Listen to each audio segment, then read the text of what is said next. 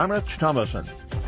Positive and productive, that's how the U.S. and Israel described President Trump's White House meeting with Israeli Prime Minister Benjamin Netanyahu. Meanwhile, seems as if things are heating up again in the Mideast. President Trump announced at the weekend that he was calling off a nearly 2-week American bombing campaign that had seen nightly strikes by the U.S. on Iran in order to make way for negotiations.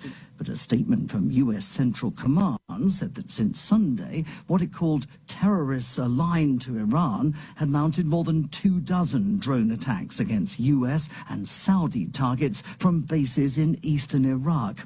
U.S. and Saudi fighter jets struck multiple targets near the Iran-Iraq border and elsewhere in Iraq as part of what it called a strong response. The BBC's David Willis. Jordan's military says its air defense has intercepted 5 Iranian missiles early today. Dr. Anthony Fauci due to testify today before a Senate panel. His appearance comes on the heels of shocking revelations culled from his diary about COVID-19, its origins, and his role during the pandemic's darkest days. The content of the entries reveal Fauci was absolutely obsessed with his newfound fame while the coronavirus spread and Americans were locked down, many sick and some dying. Fauci writes, "The situation with my national and international fame is explosive and really unimaginable," adding that he may be the most famous and talked about person in the country. Correspondent Laura Winters. It was party line vote, the Senate confirming Jay Clayton as a new National Intelligence Director. Japan's earthquake death toll has risen. It's now up to at least 18. Watching Wall Street, the Dow futures down 28 points. NASDAQ futures 122 points higher. The S&P futures are up 24. More on these stories, townhall.com.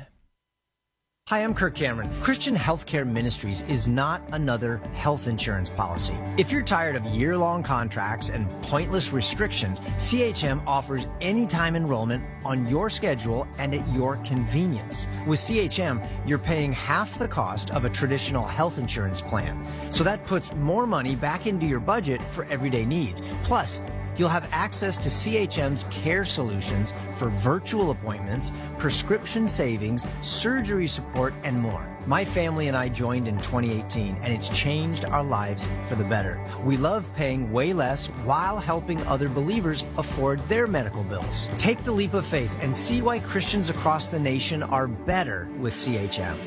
Get started by calling 1-833-JOIN-CHM and use promo code WELLNESS for a 50% credit towards your first month. That's 1-833-JOIN-CHM and use promo code WELLNESS. A federal judge has temporarily blocked Minnesota's law banning prediction markets. The decision marks a clash between President Trump's administration and the states over regulation. U.S. District Judge Catherine Menendez found that the U.S. Commodity Futures Trading Commission, along with prediction platforms Kalshi and Polymarket, are likely to succeed in their challenge to the law. They all argue that federal law gives the CFTC exclusive jurisdiction.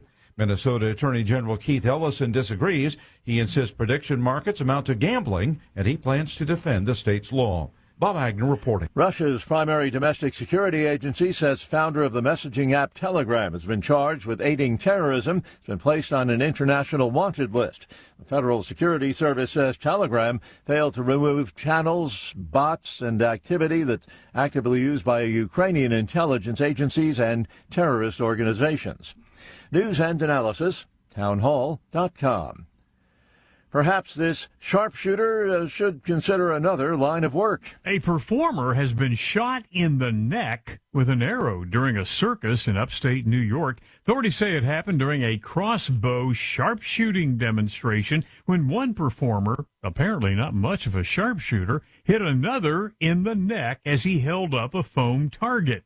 Now, there's no word if the guy's neck actually looked like a foam target. Still, he was taken to a hospital and had the wound stitched up. Jason Walker reporting. The ex-husband of a Massachusetts woman will return to the stand in her murder trial. Patrick Clancy will testify about the day his now former wife killed their 3 children. He had previously testified about Lindsay Clancy's deteriorating mental state in the months before the murders. The oldest of the young victims was 5 years of age. More on these stories at townhall.com. Washington is wasting $500 million every year on a federal supervision system that doesn't work. Probation officers are overwhelmed. Resources are going to people who pose zero threat, while actual dangerous individuals slip through the cracks. The Safer Supervision Act stops the waste and refocuses every dollar on protecting families from harm. President Trump's own pollster found about 80% of Trump voters want this fixed. It's time for Congress to get this done. Stop the waste. Protect our communities. Visit safersupervision.com. Paid for by the Reform Action Fund. The Trump administration has brought positive changes when it comes to fixing our broken healthcare system. If we really want to make America healthy again, well, that starts at home. And that's where the Wellness Company comes in. You see and hear from the Wellness Company doctors all the time, and you know their products are the gold standard for keeping you and your family safe and healthy, giving you the opportunity to make sure you're prepared for whatever happens with their prescription medical kits. Additionally, the Wellness Company offers a variety of products, from parasite cleanses to methylene blue to weight loss and so much more. Make America healthy again starts at home. Do your part and protect the health of you and your family. Live a healthier, longer, and more satisfying life. Go to twc.health/Godzilla and order. That's twc.health/Godzilla. Use promo code Godzilla to save 10% today. Everybody's talking about weight loss injections because the results are so dramatic. They work by lowering blood sugar and reducing appetite. So, what if you're looking to lose weight but not interested in painful weekly injections, especially when you hear about some of those intense side effects? That's why doctors created a weight loss supplement called Lean, and the results are remarkable. The ingredients studied in Lean have been shown to lower your blood sugar, burn fat by converting it into energy, and curb your appetite and cravings, so you're not as hungry. But listen, Lean is not for the casual dieter with only a few pounds to lose. The doctors at Brickhouse Nutrition created Lean for frustrated dieters with 10 or more pounds to lose. Get started with 20% off and free rush shipping so you can add Lean to your healthy diet and exercise plan. Go to takelean.com and enter the code Godzilla for your discount. That's discount code Godzilla at takelean.com. And they're off. This summer, the Thunder returns to Colonial Downs Racetrack. Live thoroughbred racing June 25th through September 7th. Feel the excitement. Hear the roar of the crowd. Experience Virginia's premier horse racing destination every Thursday through Sunday all summer long. Bring the whole family for Family Fun Sundays, packed with activities for all ages. Parking? Free. General admission? Free. Memories? Priceless. Make Colonial Downs Racetrack your new summer fun time tradition. Get tickets and race day info now at colonialdowns.com. MyPillow's second annual mega sale is finally here. Get our patented premium MyPillows that adjust your exact individual needs to give you the best sleep of your life. When I got MyPillow, I'm asleep almost immediately. I stay asleep at night and I wake up more well-rested in the morning. I guarantee they're going to be the most comfortable pillows you'll ever own. King size only $24.98. Queen size only $19.98. Giza Dream bed sheets, the best sheets in history, as low as $29.98. Lux Pierce 6-piece towel sets, towels that actually dry you. What a concept. Now only $39.98.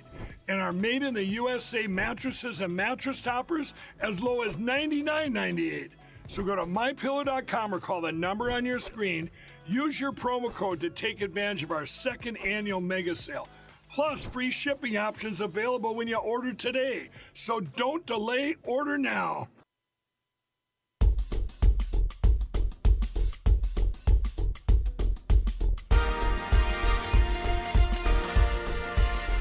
Well, happy Wednesday morning, everybody. Hump Day. What a Wednesday this ought to be up on Capitol Hill. This is the John Fredericks Media Network. I'm Dan Hobbs. Time for a look at, among other things, weather and sports. We'll start, as we always do, with where I am in Richmond, Virginia, where the high today will be 87 degrees, a low this evening of 65. Right now, the temperature in the River City, 68 degrees. Doubleheader for the Squirrels today, as last night's game in Somerset was postponed due to inclement weather.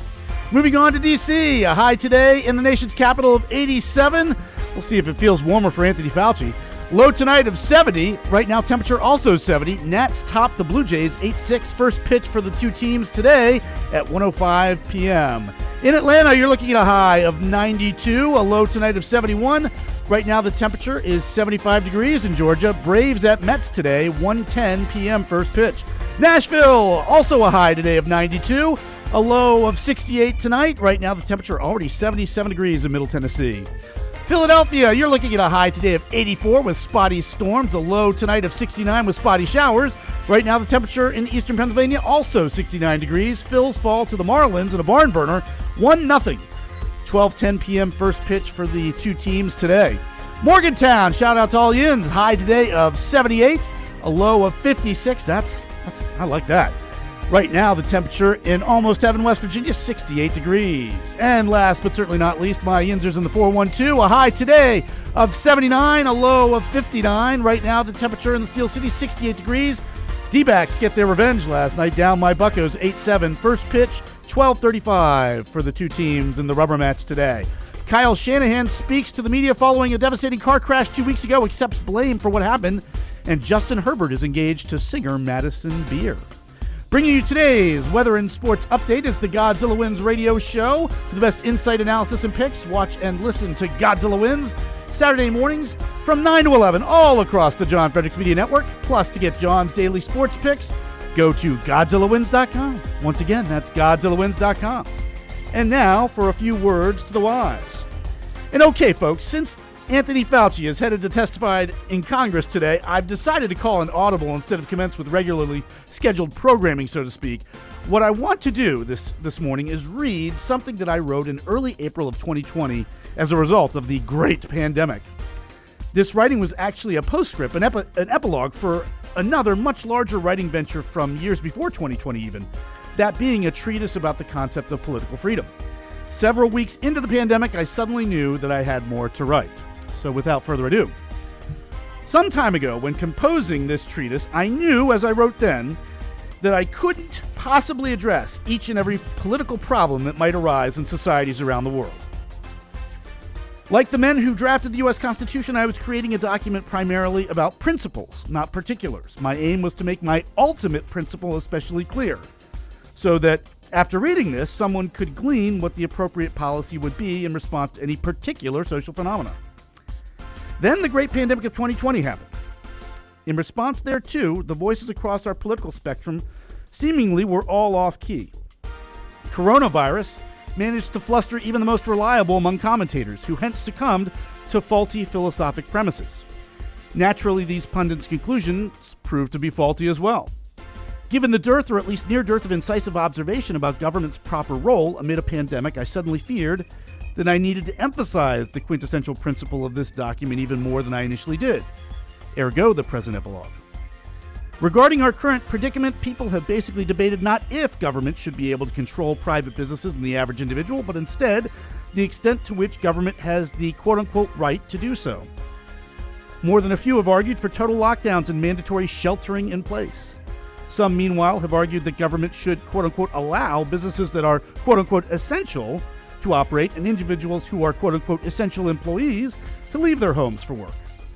Others still have argued that so long as individuals practice social distancing, government should permit them and businesses to go about their business.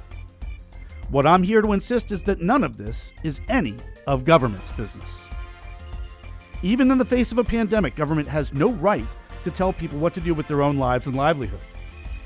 Although government, of course, may forbid and police trespasses, it should at all times respect individual self-determination. This includes the true right that civil, consenting adults have to engage with one another as they see fit. While individuals do indeed have the right to live their lives to their own detriment, relatively few ignorantly, willfully do.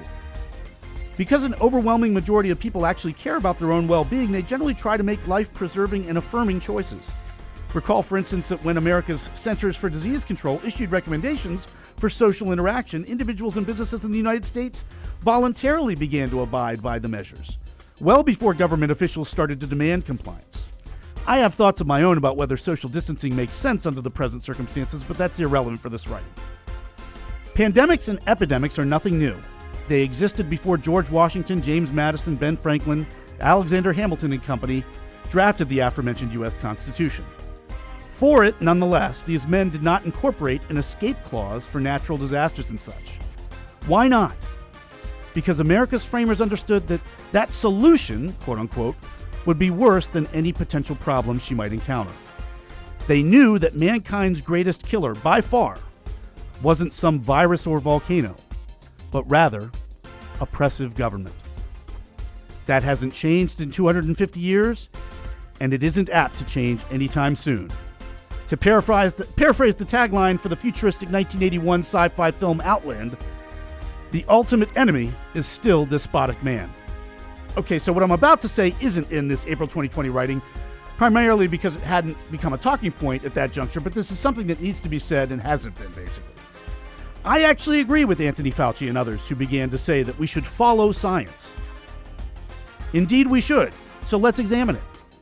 Dr. Fauci et al., you are doctors of internal medicine, whose at least purported expertise pertains to phenomena within people.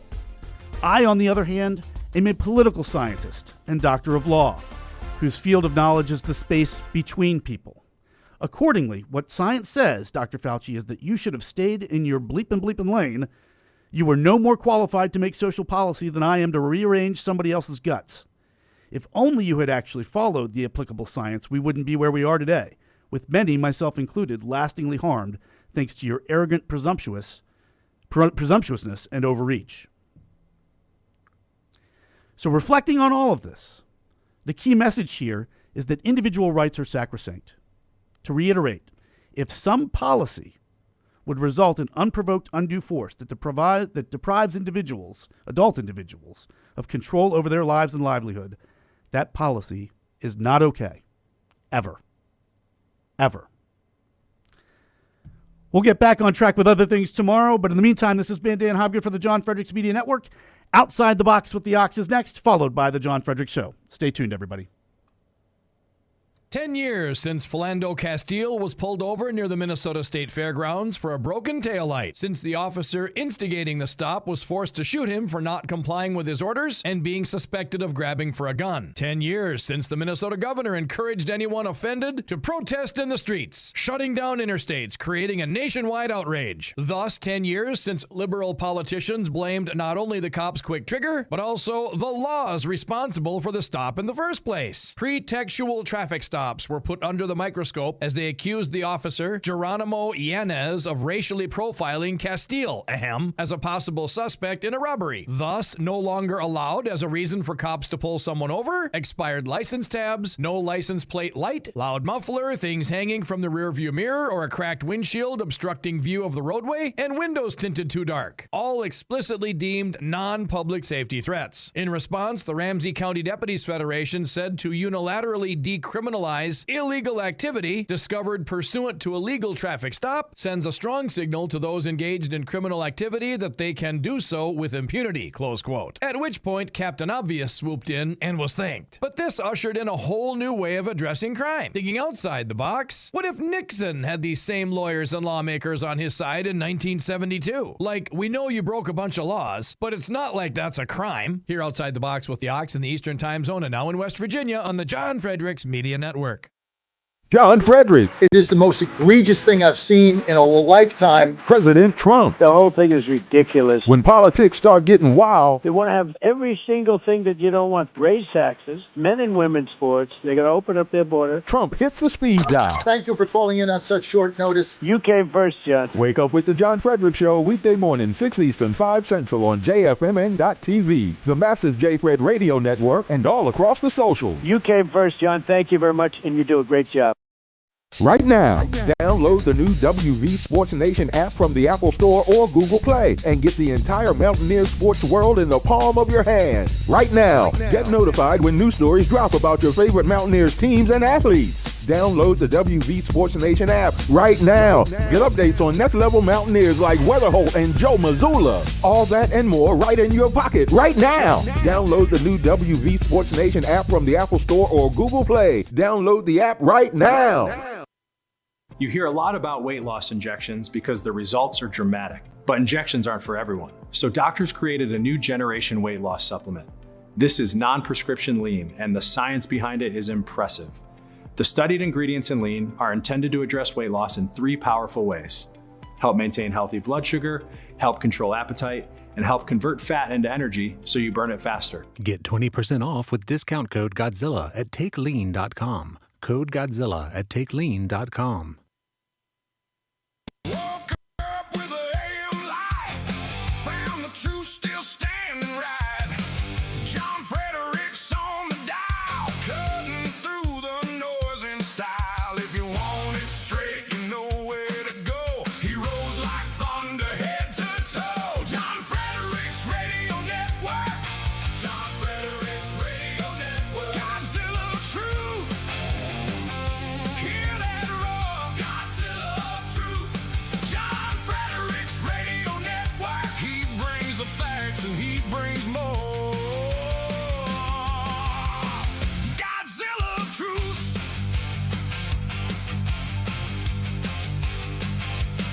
From the back rows to the wire, he talks that hot truth fire. No polished mask, no paper crown. He tells it plain, he lays it down. If you want it straight, you know where to go. He rolls like thunder, head to toe. John Fredericks Radio Network.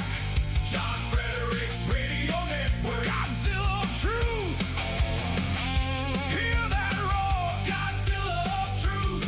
John Fredericks Radio Network. He brings the facts and he brings more. Godzilla of Truth.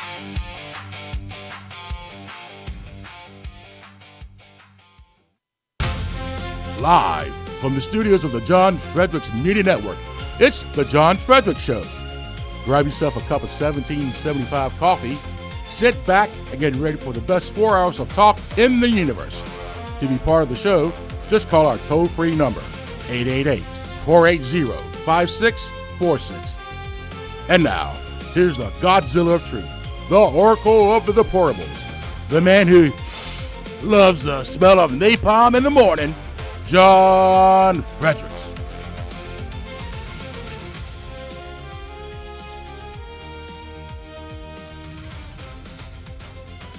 Well, there's nothing than being better with you all. At 6 in the morning, I'm John Fredericks, your Godzilla of the Truth in America, your Oracle of the Deplorables. Hey, we got a lot of announcements coming out. You need to subscribe to our newsletter, which is free. You get it every day. Follow up what we're doing. And I don't inundate your email with a lot of nonsense, right? I just don't do that.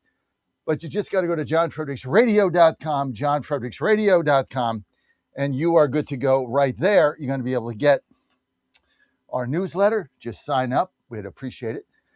Just filed for another office, running for commissioner in my commission in my ward in Washington, D.C. So that's going to be coming up.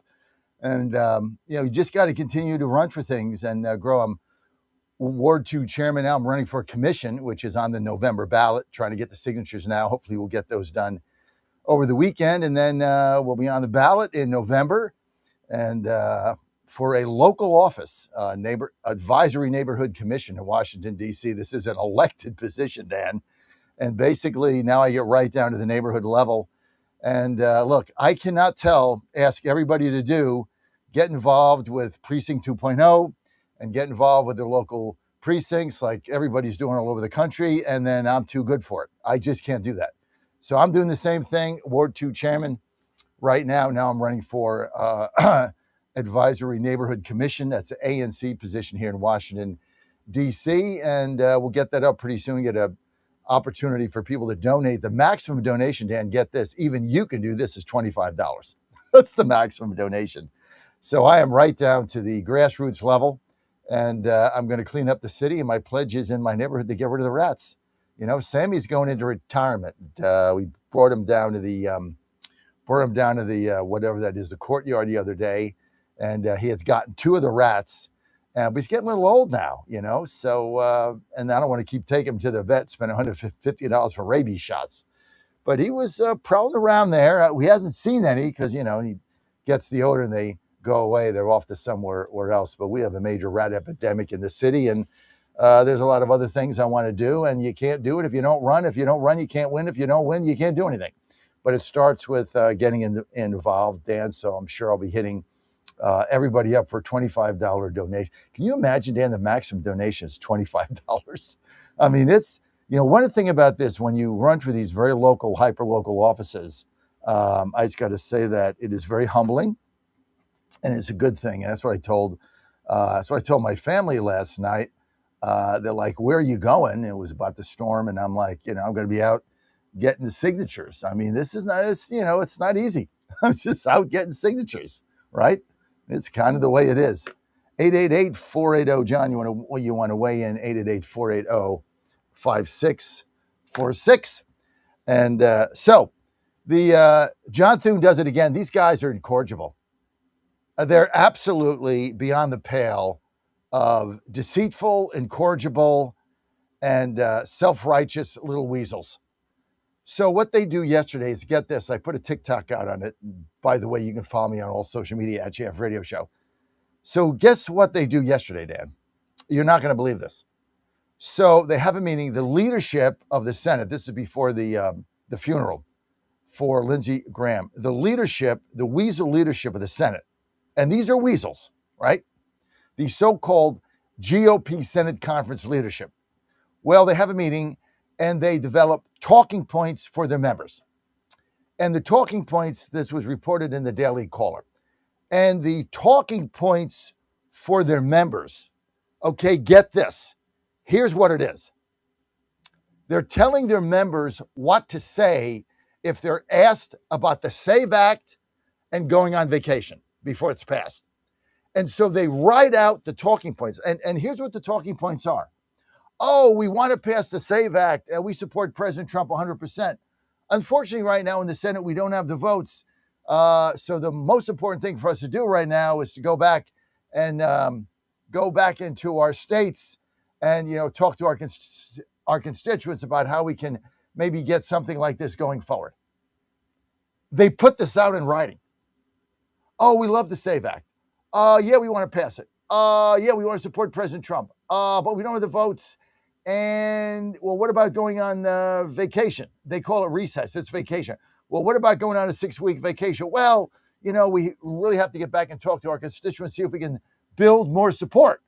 Support idiots are 97% amongst Republicans, 80% against everybody.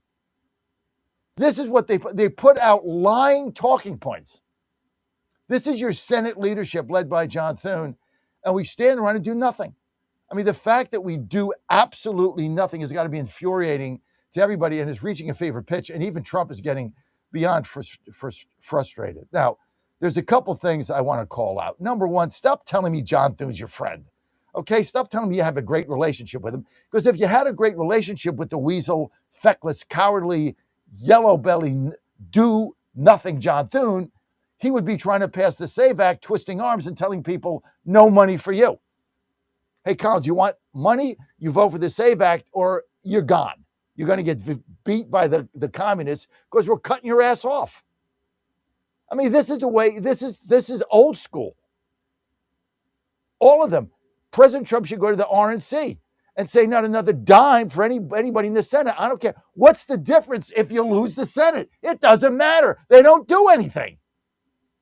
It's irrelevant. Not another dime until you guys get your ass here and pass it. The fact that they're going on vacation. Are you going on vacation for a month? Do you have a month off, Dan? No, I do not. Does anybody in our company have a month off? Not that Again, I'm aware of. They just had 4 weeks off. Now they get another month, another 5 weeks off. To do what? Oh, we do constituent services. Yeah, your staff does that. You're at the beach, you're at the pool, you're flying here, you're flying there with your family. You don't do jack crap. We're sick of it. And you're going to take the whole thing down. I mean, the Thune is governing the conference to the lowest common denominator. Murkowski and Collins, Tillis, Cassidy, Cornyn. We got to hold the Senate and get all of them out of there. Murkowski has got to go. She has got to go. So the only rhino I want remaining is one, and that's Collins. I'll take it. I'll take one out of 53, not 6 or 7 or 10 or whatever the hell's in there. McConnell gone, another one. This whole thing is becoming infuriating. Now, the other thing that's infuriating to me is stop telling me that Iran wants to negotiate, because they don't. Do you know how embarrassing it is for the president to say, oh, they're They're at the table. They want a deal, and then Iran goes to the news or on Twitter. They say, "No, we're not negotiating. We're winning. We don't want a deal. We win, you lose." Do you know how embarrassing this is? They don't want a deal. Okay, bomb them into oblivion. I think the American people are there. I really do. I think what's driving our numbers down in this war is nobody knows what the plan is. This whole thing, they want to negotiate. They're desperate. They're not desperate. They're desperate when there's riots in the streets and they start killing off leadership from within. That's when they're desperate. Right now, they're not desperate. As long as the IRGC gets fed and gets money, they don't care about their people. You got to keep the stranglehold. You got to take Carg Island. Just take it. We need to do something. And I tell you what, I don't want troops on the ground. I certainly don't want my son to go there, okay? So I'm not talking out of two sides of my mouth, and I'm not a hypocrite. But you can take Carg Island. I mean, we have a huge military. What are they there for? Take it. And take all the oil and dump it in the United States and bring gas prices down to $2 and tell them to go pound sand if they can find any in the rubble. That's what we need to do. That's where I think the American people are getting pissed. Like, do something. Somebody do something. Senate won't do anything. Go bomb them, take Carg Island, open the strait. As far as the Houthis are concerned, go in there and annihilate them too. They don't have a pot to piss in or a window to throw it out of. Oh, they're hitting Saudi. Now the Saudis are finally joined it. Yeah, welcome to the party, dudes. You know what? Join us. You want to end this thing? Win the war. There's no more negotiations, no MOUs. It's ridiculous. Everybody knows it's a joke. End it. End it militarily. Open the strait, open the Red Sea, control it, end it. No more MOUs and, I'm sending my 2 real estate agents out there so they can make real estate deals. They get richer. We're in fear of losing the midterms. I'm sick of the real estate agents being my negotiators. I want people in the State Department that are trained for this. I said Navarro over there, he'll negotiate. Send a Lighthouser, he'll negotiate. You got like real estate agents. In your heart, you know I'm right. Yeah, I'm a little fired up today. You should be too. Tired of this nonsense. John Fredericks Media Network, trucking the truth across America. You want the truth and clarity right here. Sign up for my newsletter at JF Radio Show. Just go to johnfredericksradio.com. Hey, we're going to be right back. If you're often distracted or have trouble recalling information, you're likely to fall behind in the demanding, fast-paced 21st century. In other words, brain performance is more critical now than ever. Boost your brain power with Healthy Cell's Focus Plus Recall. Science-backed nootropics to help you sharpen focus, concentrate longer, enhance recall, improve mental speed, learn rapidly, and be more alert. It's a pill-free brain supplement made with maximum absorption ingestible gel technology, designed to feed your brain at the cellular level.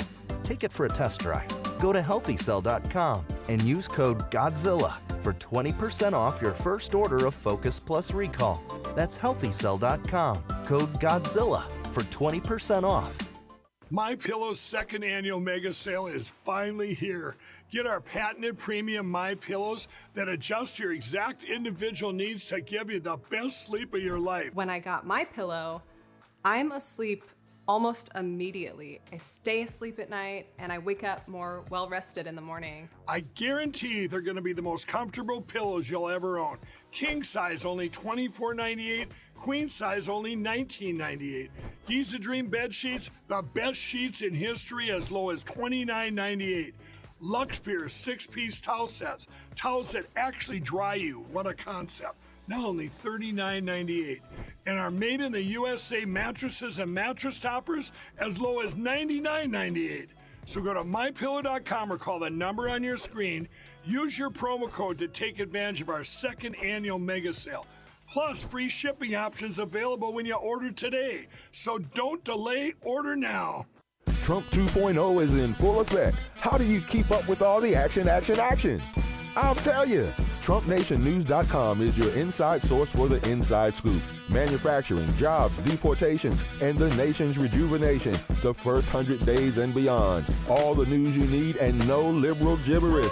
It's the perfect way to start your day. Sign up for the TNN newsletter. Do it today. TrumpNationNews.com. TrumpNationNews.com. Part of the John Fredericks Media Network.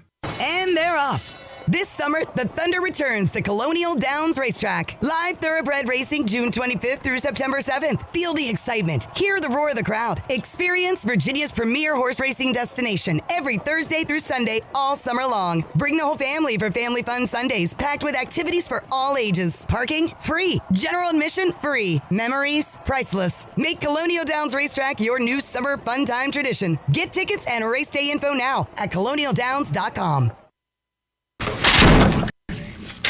That's how I feel. Damn sick and tired of getting out rebounded. 25 offensive rebounds. First time we block out, we get called for a damn block out. We're pushing people. Meanwhile, they're on the other court grabbing rebounds, going over the top and grabbing them. We get one offensive rebound, the other get called for over the back.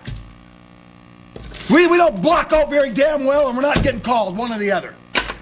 That's where I'm frustrated. That's where my whole frustration comes in, offensive rebounds. The entire thing came down to offensive rebound. They got every stinking offensive rebound, and we didn't get one of them. What else do you want to know? Don't touch that dial.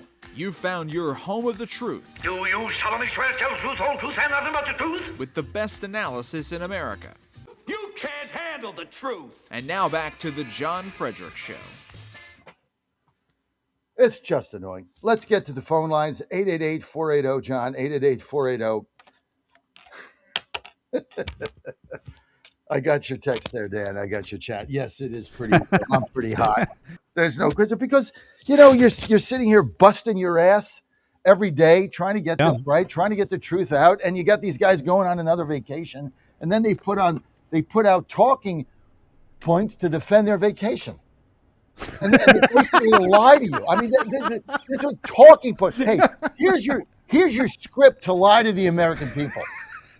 Is that not what they did? Here's what we want you to say. You know how we play these montages and like the Democrats got the memo and they all say the same thing. It doesn't matter. Yeah, media matters. Yeah. Right. ABC, NBC, CNBC, all the talking heads say all the same thing, right? The exact same words over and over and over. They get the memo. Right? So their memo is, here's your memo to lie to the American people. Here's your memo to lie to the media. Here's your memo to defend your vacation. We want everybody saying the same thing. Oh, we really want the Safe Act to pass. Yeah, we really do. Oh, we love President Trump. We really want to support President Trump. Well, why aren't you staying to vote? Well, we don't have the vote, so we're going to go home and talk to our constituents and see if we can build support. This is the talking points that they put out. The conference prints them and puts them out and hands them out in a meeting. What do they use? A Xerox copier? No, a ditto machine. Oh, let's do the ditto machine. Unfriggin' believable. And you want to know I'm fired up today? I mean, I'm out there at night knocking on doors trying to run for neighborhood commission, and these guys are going on vacation again. Oh, we're going to talk to constituents. You don't talk to anybody. Not one of you weasels is going to have a town hall. Not one. Well, we got to go and campaign. Well, some do. Too bad. If you pass the SAFE Act, idiots, you don't have to campaign because you'll win because they can't cheat if you had a brain in your butt. Yeah, I'm fired up. It's good to, Dan, it's a good day to lose weight. Always a good day for that, yeah. Guess what I got to do? I got to take my lean. Got to take your lean. I got to take my lean. I'm the only one that actually takes his lean right on air. So I lost a pound so far. Look, I'm going in the right direction, right? So I lost a pound. I'm 241. That's good. Now this is not an overnight thing. I know this is going to, because I'm out there walking, trying to get signatures. So that helps. But, this is not an overnight thing. If you're serious about losing weight, I take all three of them. Hang on.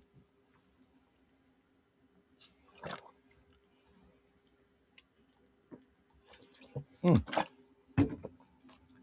10 seconds done, lean every day. If you're serious about losing weight, I don't mean like a pound like I just did. Like you want to lose like 20 pounds, 15 or 20 pounds. Then I urge you to check out Lean, Dan. And the thing that I like about Lean is like, I'm not going to take a shot. It's just not my deal. I know some people do, and I don't criticize it, right? But go to takelean.com, promo code Godzilla. This is doctor formulated, but the main thing is this is supporting your energy. It gives you more energy. It supports your metabolism. It targets your appetite, so you're not eating as much. And the thing is, it evens your blood sugar out. And to me, the most important thing is evening your blood sugar out. So that's what I'm excited about. And it's really inexpensive.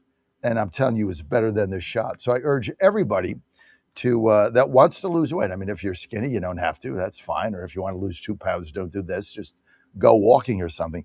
But if you're serious about really losing weight and keeping it off, because the problem with the GLP is a lot of people I talk to that as soon as they go off it, and it's something that you can't have, you just can't do forever.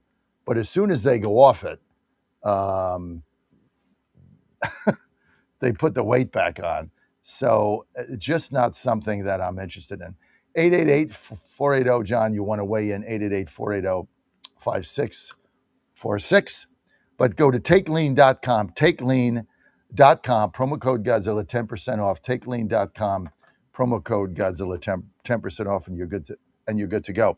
Phone lines open, 888-480, John, 888-480-5646. Dan, I want to get to a couple of clips because we have a really good show coming up today. We've got a representative from Kentucky is going to be with us at top of the hour.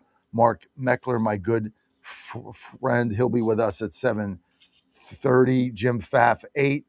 Michael Levine, haven't talked to him in a while. He's on at talking about Cracker Barrel. He's on at 8:30, I think. Then we got the Peach Crew, Representative Ogles, former Congressman Bob Barr, and Jim Tully, former congressman. So a lot going on. 888-480, John, you want to weigh in, 888-480-5646. Dan, I want to get to some clips here.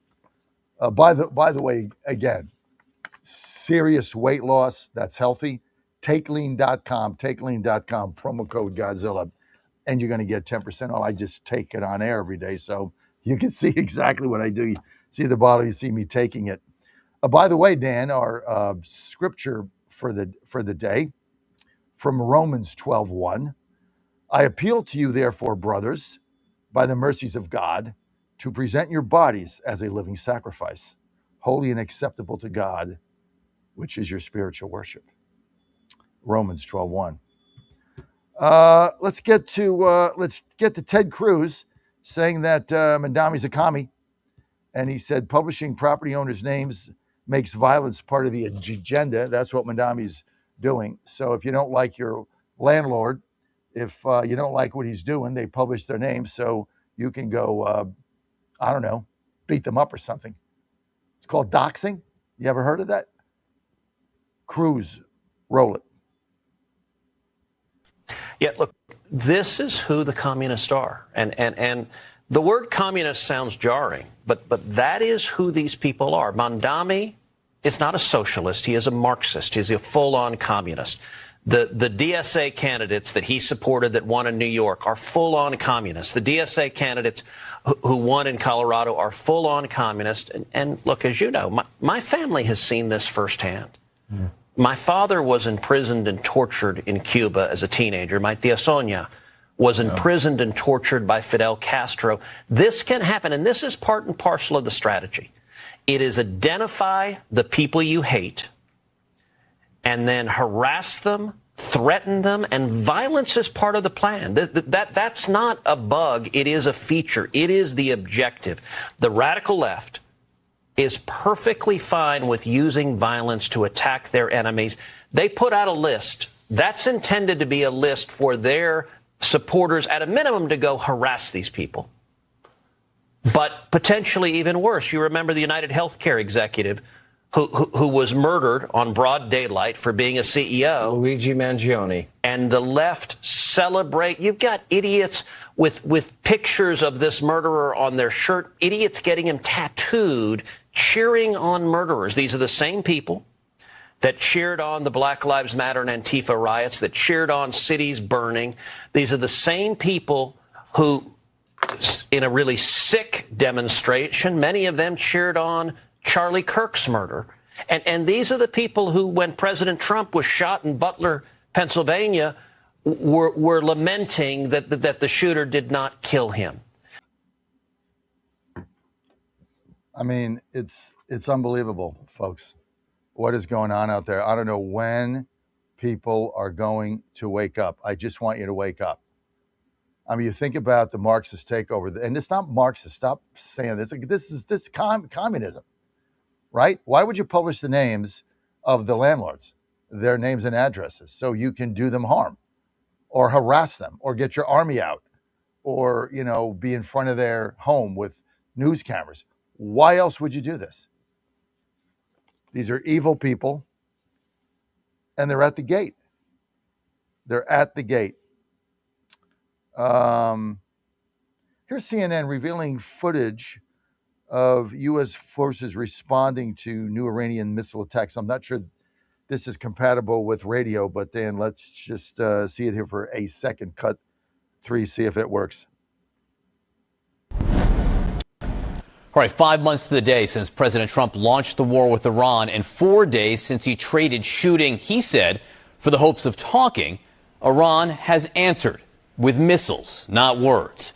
John Berman here in for Anderson, and we have video just in of air defense crews targeting incoming fire from Iran. A statement from Central Command says it happened a bit more than 2 hours ago. Multiple ballistic missiles aimed, CENTCOM says, at U.S. forces in the Middle East. Now, where in the Middle East was left unsaid, but Barak Ravid from Axios says it was a U.S. base in Jordan.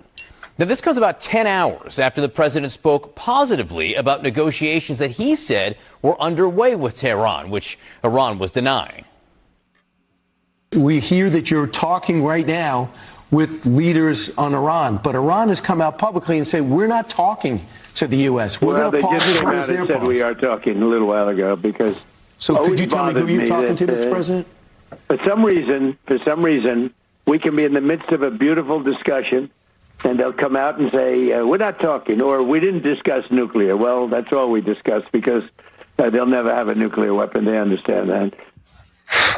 Now, during that same interview, the president also renewed his threats against Iranian infrastructure if talks went nowhere.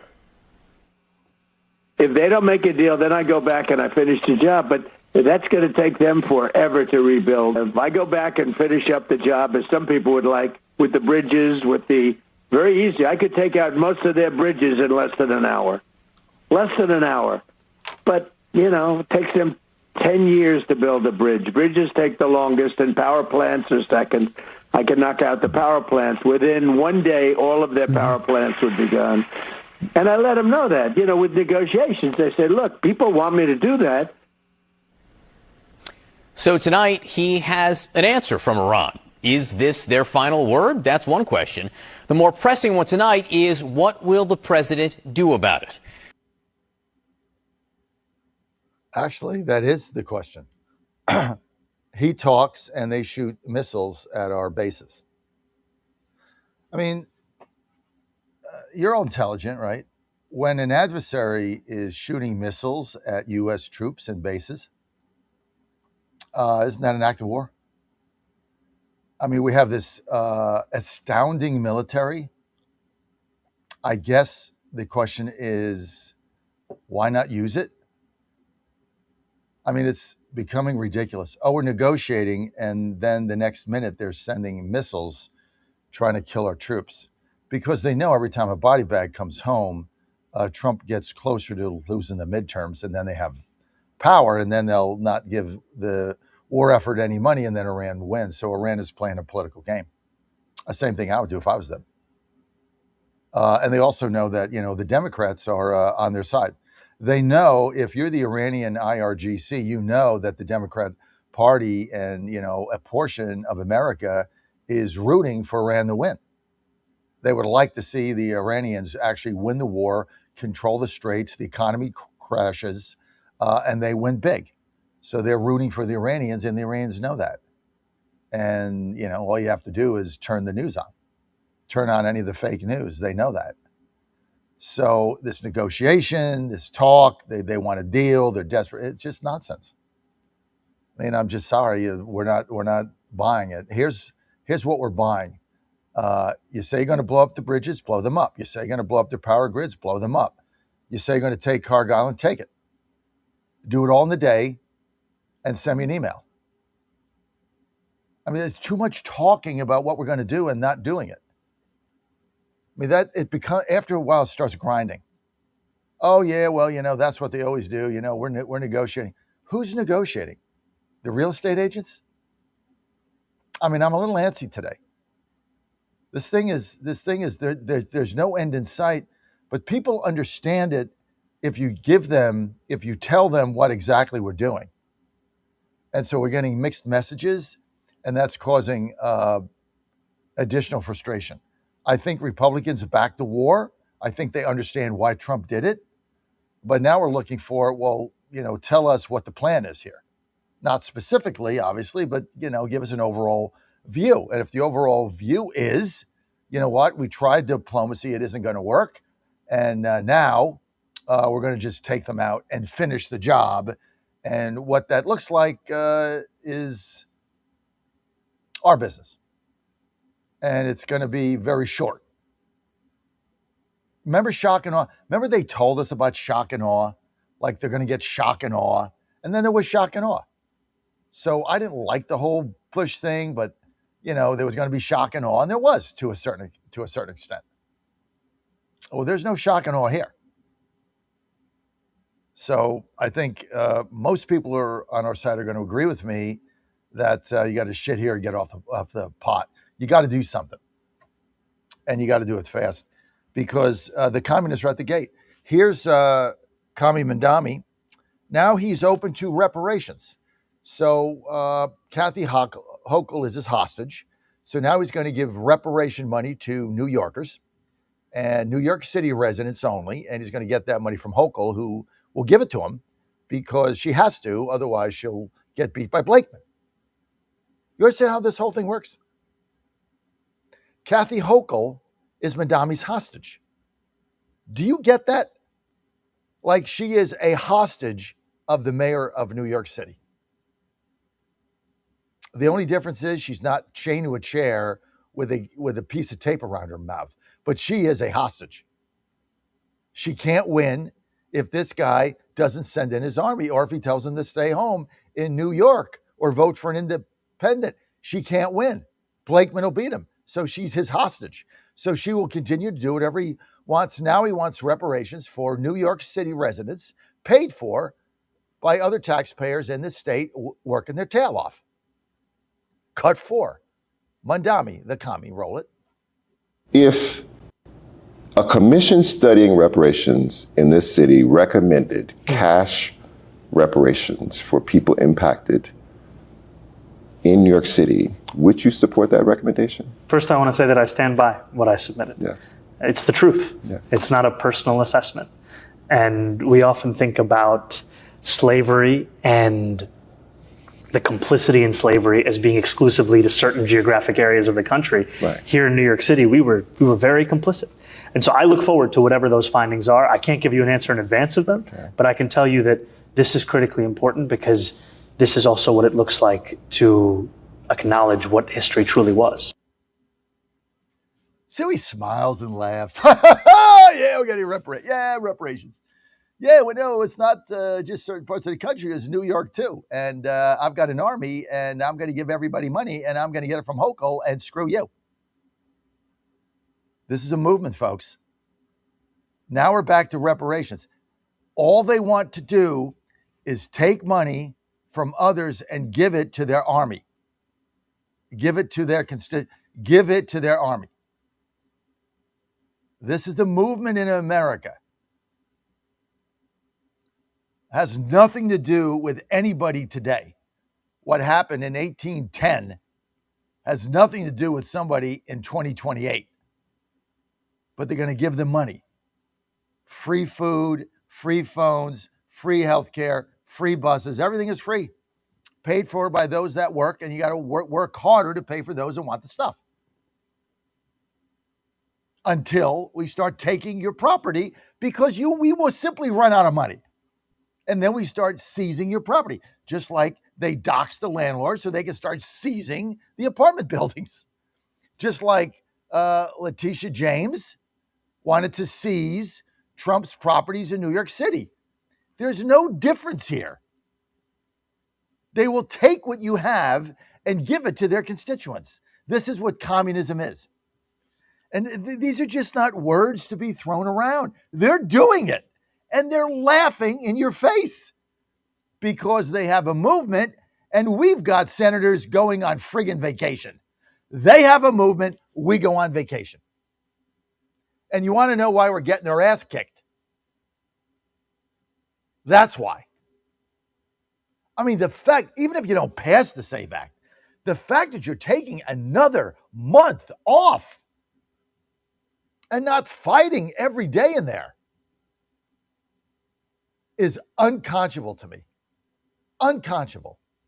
And it should infuriate every single one. Every single American. They have a movement, we go on vacation.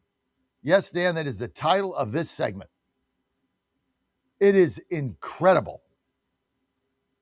First, they send out talking points yesterday. Here's how to lie to the media about what we're doing. Let's all lie together. The big lie.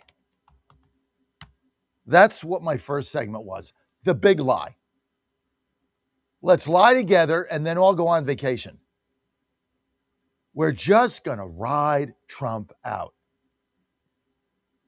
Truth and clarity right here. We're going to ride it out. This too shall pass. We've only got another couple of years. He's going to lose the House. He can't do anything. We just got to ride it out. And once we do, we can get back to what is our comfort level. Mitt Romney, George Bush, Jeb Bush, George Bush II, little George Bush, grandson of George Bush, grandmother of George Bush. Let's get back to the Bushes. Let's bring back Karl Rove with the little chart. See, that's our comfort level. Do nothing, sit in the corner, go on Fox News. Don't do jack crap. Go on vacation. Unbelievable. You know, I'm starting to think, folks, Fox News is complicit. Like to go on Fox News. Has Fox News moved the needle on anything? One time? I'm really starting to think like they're part of it. Like they're part of this controlled opposition. Oh yeah, let's go on Fox News. Right? And they all show up there. They all go on Fox. Reaching who? What demo they're reaching? Republicans over 60. Like what demo? You're reaching young men? No. Young women? No. Movement MAGA? No. Who are you reaching? Althea down the street watches Fox News 24/7. She's in her 60s. That's their audience. If it's on Fox News, it must be true. No, it's not. They're part of the problem.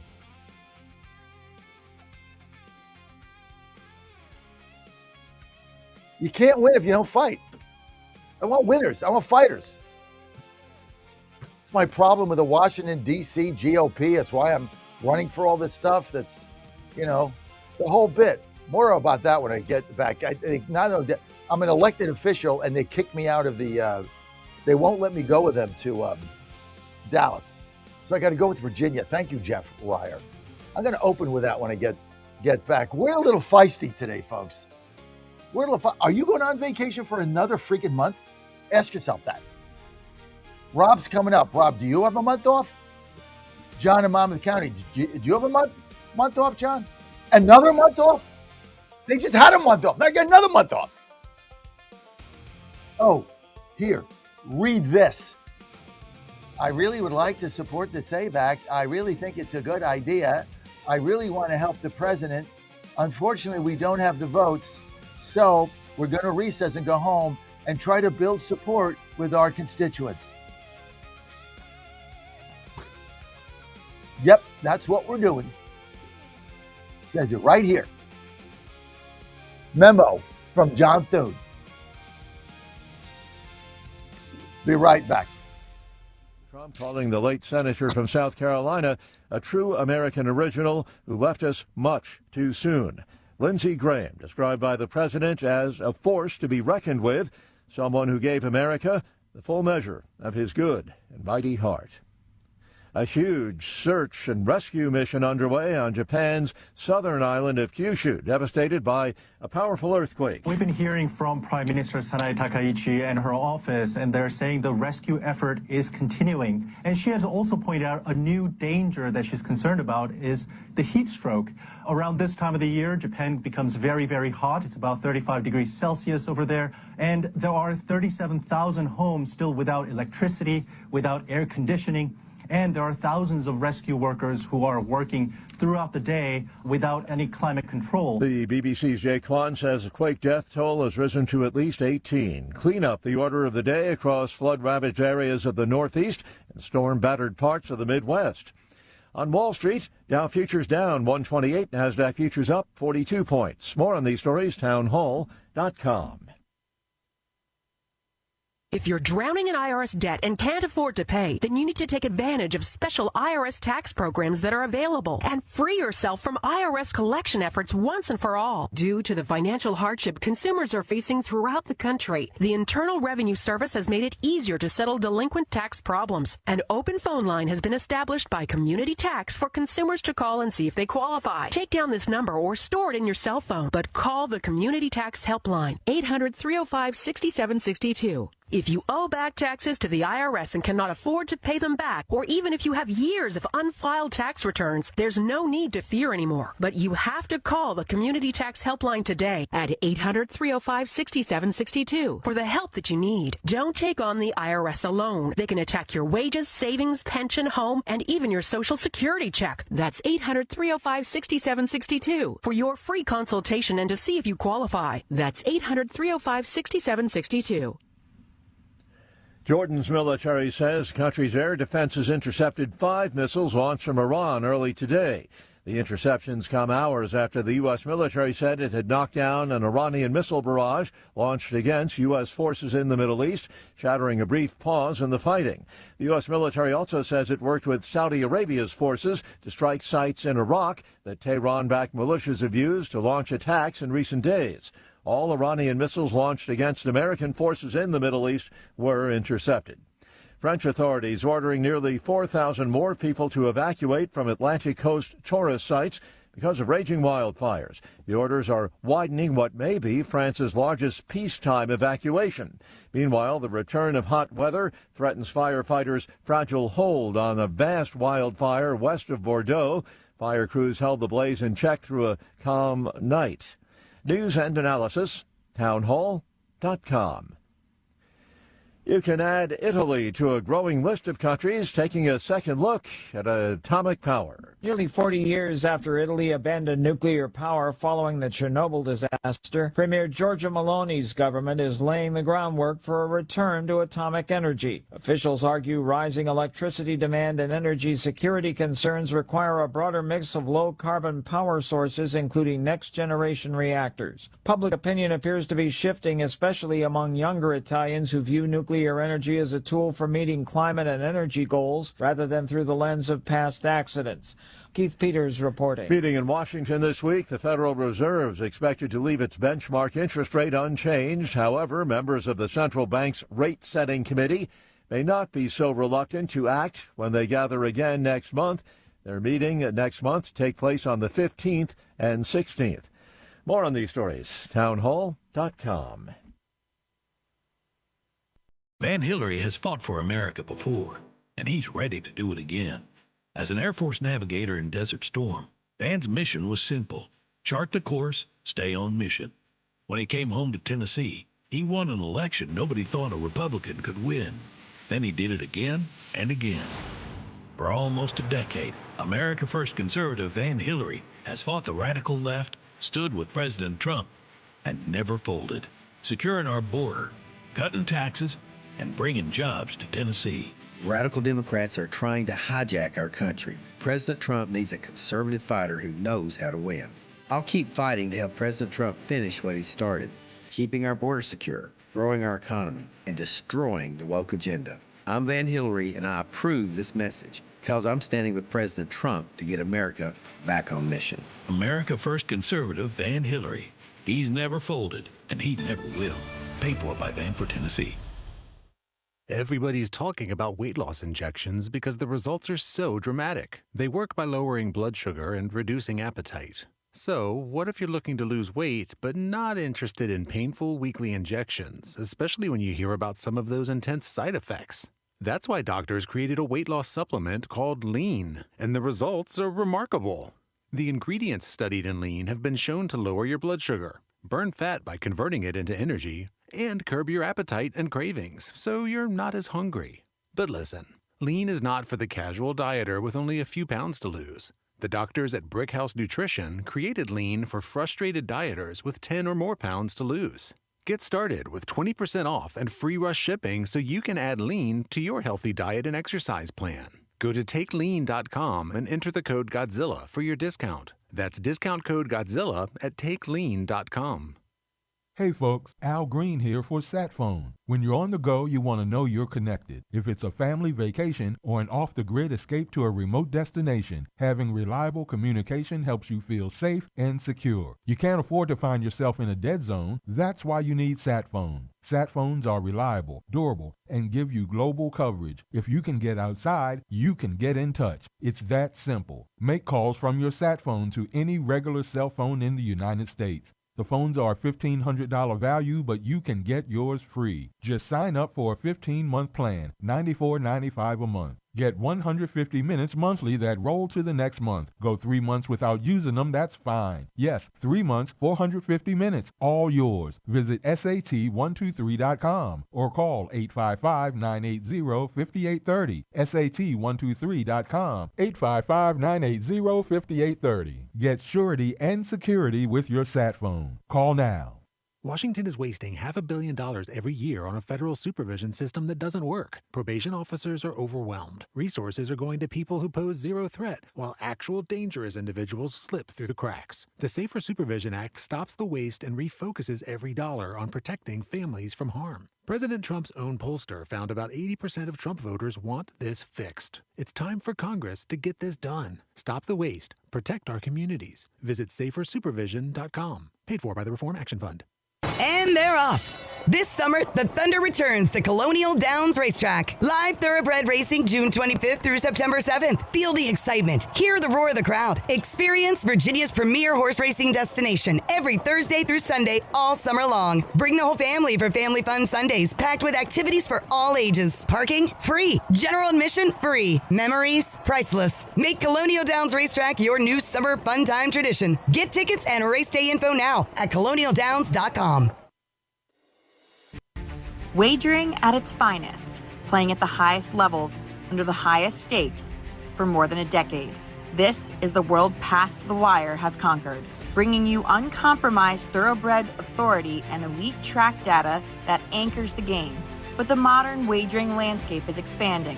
Every sport, every line, every prop, and every high leverage future, we decode the metrics across the entire board. From game day spreads to the explosive new frontier of prediction markets and event contracts, we give you intelligence to dominate the modern financial exchanges. Because in the end, it's a battle. You versus the house. You versus the other players. In this arena, we fight with you. We are your ultimate edge. Welcome to the Ultimate Wagering Network. Subscribe to Past the Wire TV and turn on notifications because when the dust settles, nobody does it better.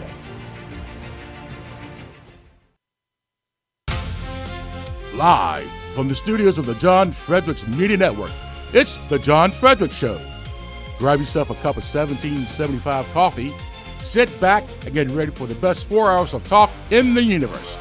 To be part of the show, just call our toll-free number, 888-480-5646. And now, here's the Godzilla of Truth, the Oracle of the Deplorables, the man you want on that wall, the man you need on that wall, John Fredericks. You're on the John Fredericks Media Network, and I am your Godzilla of the Truth in America. Dan, if you could check that out ASAP, be sure that when you get in, all these are checked, all the news feeds are on. That's the first thing you got to do, and when they're down, we got to get them up. 888-480-JOHN. You want to weigh in, 888-480-5646. Understand some of our stuff is down. We do not know why. Could be a power outage. Don't know till we check it out. We got a lot of signals out there. But if you want to weigh in, that's the number. Good to have you there. And look, the bottom line is, if you want to lose weight, I'm going to say this again. I want you to check out, I just took my 3 capsules today. Dan, I want to play this again because I really am starting to believe in it. If you're thinking about taking those GLP shots, lean is so much better. It is so much better because it's natural. It protects your metabolism. It evens your blood sugar out. It doesn't spike it. And it's not artificial. It's not an injection. It's not synthetic. This is natural composites by doctors to lose weight. And I got turned on to this by a couple people told me to take it. And then I called them up and asked about it, became their sponsor. And you can take this journey with me. John in Monmouth County has already lost 15 pounds on it. And he didn't even know that I was sponsoring it. He just did it on his own. Somebody had recommended it to him. So look, if you're serious about losing weight, I want you to go to takelean.com. Check it out now. Takelean.com, promo code Godzilla. You're going to get 10% off. Takelean.com, promo code Godzilla, 10% off. You get up, you take 3 of these. I just did on air. You drink a full glass of water. You're going to be good to go. It is going to make a difference. I've been taking it now 9 days. I lost 1 pound. That's a start. But the good news is I've got a lot of energy. And it took it's about a week. You're not going to get anything. But once I hit that 8th day, the 9th day today, a little more energy I'm feeling, a little more pep in my step. And so I think this is really going to be good. I'm trying to lose 25 pounds off it. I got 24 to go, but you got to start somewhere, right? Nothing is instantaneous. Now, obviously, you have to combine it with diet and exercise, but it's very, very helpful in doing that. Takelean.com, promo code Godzilla, 10% off, and you are good to go. And it's good to have you with us on the John Fredericks Media Network today, as always. And we're going to get to Kentucky. Now you say, well, why are you going to Kentucky? We're going to get with Representative John Hodgson from Kentucky, Republican, because Hodgkin has found out that Kentucky is red, but they got a Democrat governor. But guess what? We've got all these illegals on the voting rolls in Kentucky as well. These things are they've infiltrated every state, even the red ones. Representative Hodgkins, good morning. Great to have you with us, sir. Morning. Thanks for having me. John, give our audience a little flavor of what area geographically in Kentucky that you represent.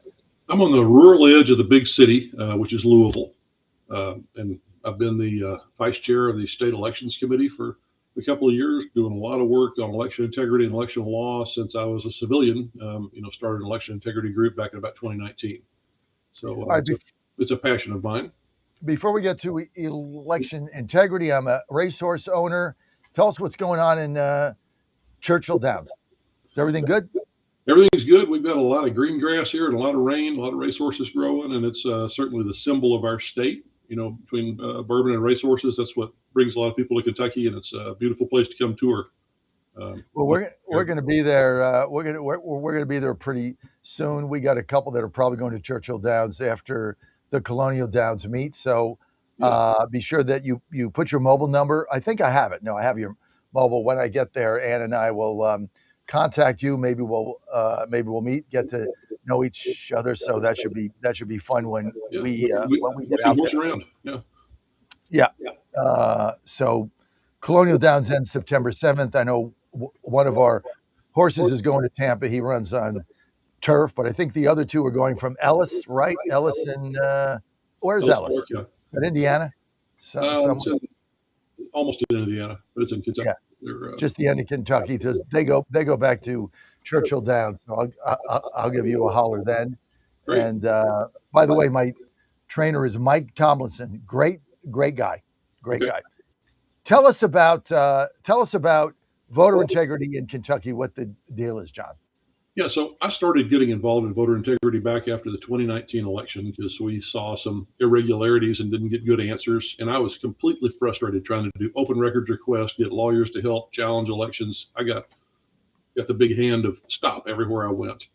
And so started a group, and I ended up getting myself elected to office in 2022.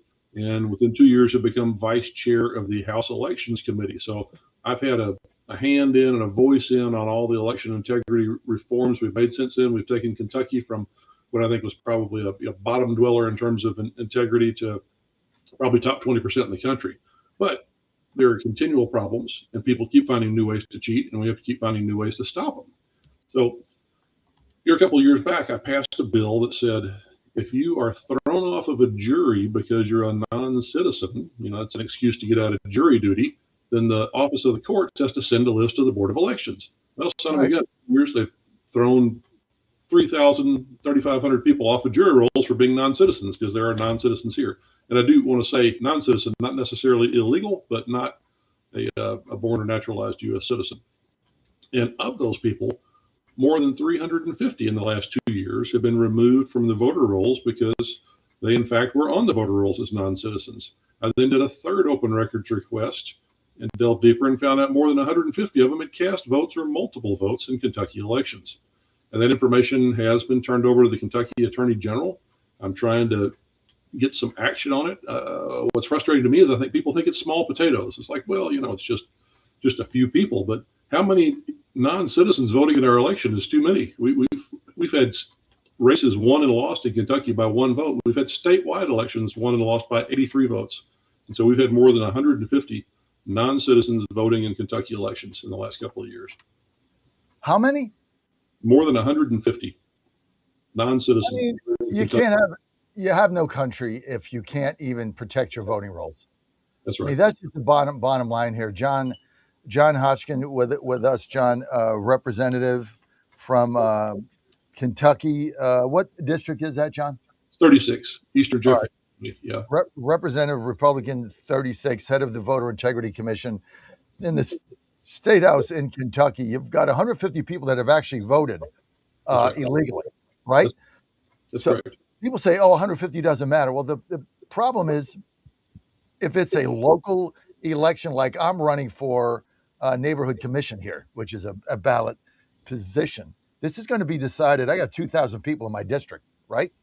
In an off-year election, I don't know, 600 will vote. Maybe we'll probably get a 30% turnout. 150 illegal voters, I lose. You can't win, right? So to say, 150 doesn't matter. Then here's the other problem.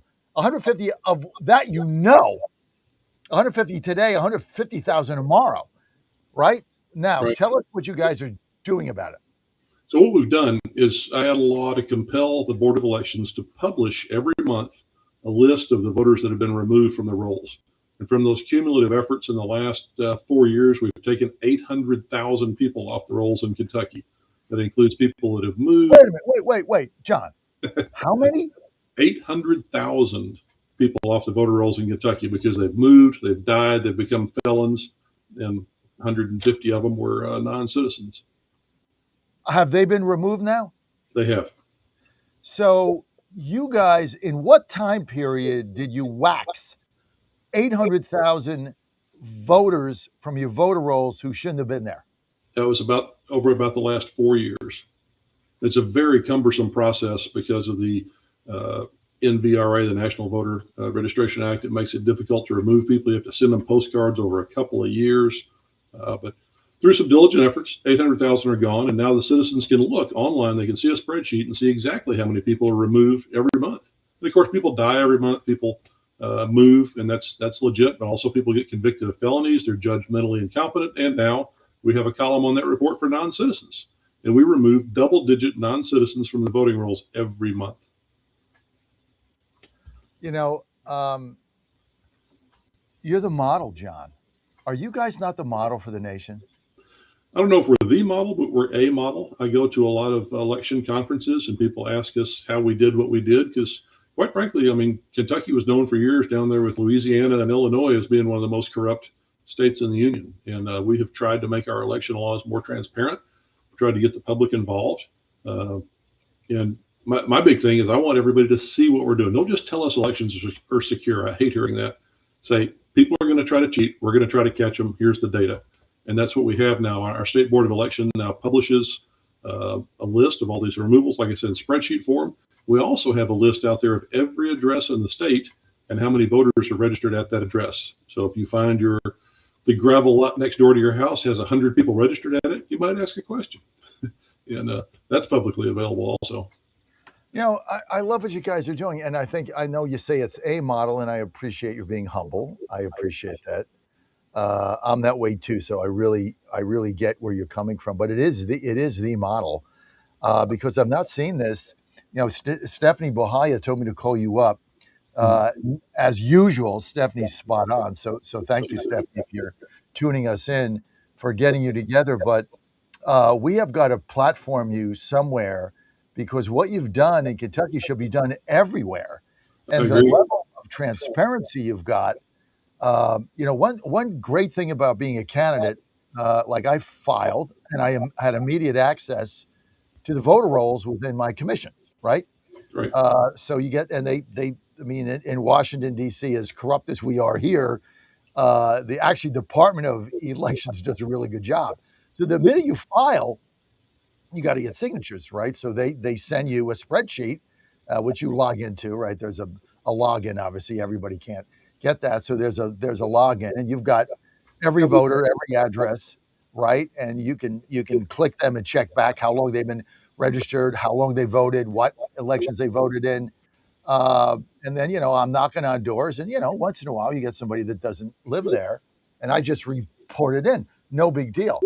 But when you're talking about 800,000 on the rolls, and the Democrats want them to stay on the rolls because what? They want to get them to vote or want to cheat. Send ballots in the mail? Yeah, cheating is their operating plan. So we had our previous Secretary of State, and this was 7 years ago, had to be put under a federal consent decree from a federal judge to clean up our rolls because there were so many bogus entries on those voter rolls. And that's part of what's helped us. That consent decree has now been lifted because we've been cleaning things up ourselves. But that Secretaries of State, her father went to federal prison for some election problems. So we had just years and years, decades really of corruption to clean up. And we still got a lot of work to do, but we're making good progress. You know, I love what you're doing. And when you're saying this, I'm thinking to myself, how did Andy Bashar win when you took all the cheating? I mean, how did he win that election again? Well, when Andy Bashir won in 2019, it was a very close election, and a lot of people thought he stole the election and that there was cheating. And I will say, without a doubt, there were a great many irregularities. I had affidavits of people seeing funny things. When I tried to investigate, there was no way to investigate. I did hundreds of open record requests. I went looking for lawyers to bring suits, and no one was interested in cooperating at that point. And that's been the hardest thing about this, because people are either in the camp of saying that everybody's cheating everywhere, or there's no cheating at all, and this is the safest election in history. And neither one of those are true. The truth is, when power and money are at stake, people are going to do their best to cheat in every election. And it's our job to try to catch them. And I think we're doing a better and better job of that. But people continue to find new and innovative ways to cheat. John, how did Bashir win his second term there?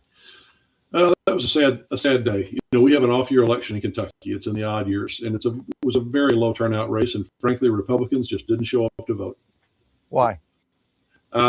Get lazy, get complacent, just weren't excited. And are you seeing the same thing now? This is an even year election where we get a lot more attention. The odd year election just has the Kentucky statewide offices, and it historically has abysmally low turnout. And Democrats always turn out because that's their job. Wake up, go down to the poll, cast your straight ticket vote, go back home. But Republicans not so much, and that's how Andy Bashir won the second time.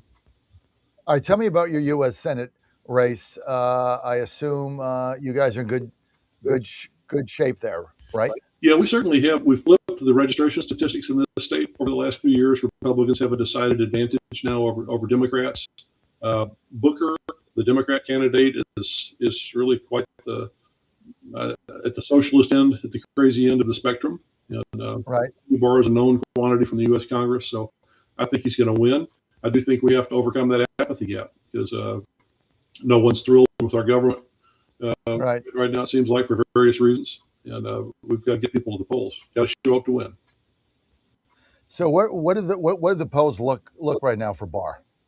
I think they're for Andy. Solid in his favor. I don't see anybody, even the Democrats, are seriously projecting that Booker's going to win. But anything can happen if you get a flat tire. Well, you got to show up, and I think Andy Barr is going to be an outstanding U.S. senator, replacing McConnell. Have you guys heard anything about McConnell?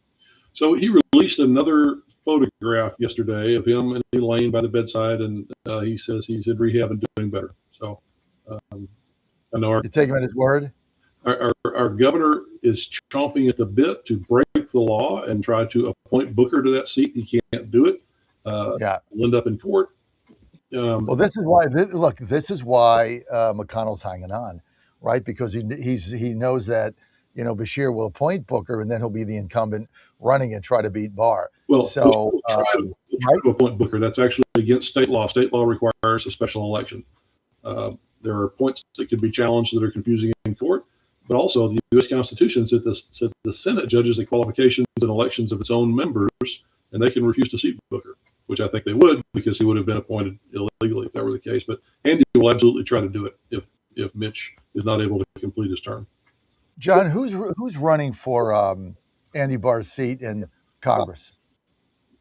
That's Ralph Alvarado, a guy that was lieutenant governor for the Republican a few years ago, and a Democrat named Dimbo, who is kind of anti-law enforcement. So I think you guys are gonna win that seat, right? You're gonna hold that seat. The toughest race because that's a squishy, purplish kind of a district. It's a little bit urban, so you never know what's going to happen. There's a good many straight ticket Democrat voters. I think Ralph Alvarado is clearly the more qualified, more pro-America candidate. But is he MAGA? He's endorsed by Trump. Yeah. So he was the one that was endorsed by Trump to win the primary, right? Primary, that's correct. Yes. All right, good. And he's been on stage for Trump. I think he was on stage at the National Convention in 2016. So Trump's had enough of a look at him over 8 years to know that he's all right. Well, that's a seat we got to win. Absolutely. That's a seat we got to hold. Yeah. And I assume the Democrats are targeting that because they targeted it in 2018 with Barr. Barr was able to squeak by and win that. So I assume they're targeting it again, right? Yeah, I mean that's their best chance for a pickup. I don't think they're going to pick it up. I pray they don't pick it up, but that's their best chance in the congressional races everywhere. So I bet you don't know what Andy Barr did in the one big beautiful bill as it relates to horse racing in the state of Kentucky. I bet you don't know that. I bet you're right. You want me to tell you what it is? Tell me, Godzilla. Okay, it was the most brilliant thing ever. That's why I love Andy Barr as a horse racing fan and an owner in horse racing. So Barr, to protect the state, this is the most brilliant thing I've ever seen, and we kept it under the radar screen. Like nobody said. Everybody was like, "Hey, don't bring attention to this." So what Barr does in the one big beautiful bill is he puts in a provision allowing racehorse owners, when they buy or claim horse, to deduct 110% of it. Not 100%, 110% first year. Wow. So I go out, I buy a racehorse for $25,000, right? Claim it. Well, I can deduct that first year 100%, right? It's not depreciated over time. But not only can I deduct 100%, you can deduct 110%. You can actually deduct over the cost. Now, why did he do that? Well, he did that in order to encourage more people to buy racehorses in Kentucky, which is really where the majority of it is. So he does that, but it covers the entire country, right? So I'm in, my horses are in Tampa or Colonial Downs or whatever. And so you get that. And then what he did, you can't do that because, that money's got to come from somewhere.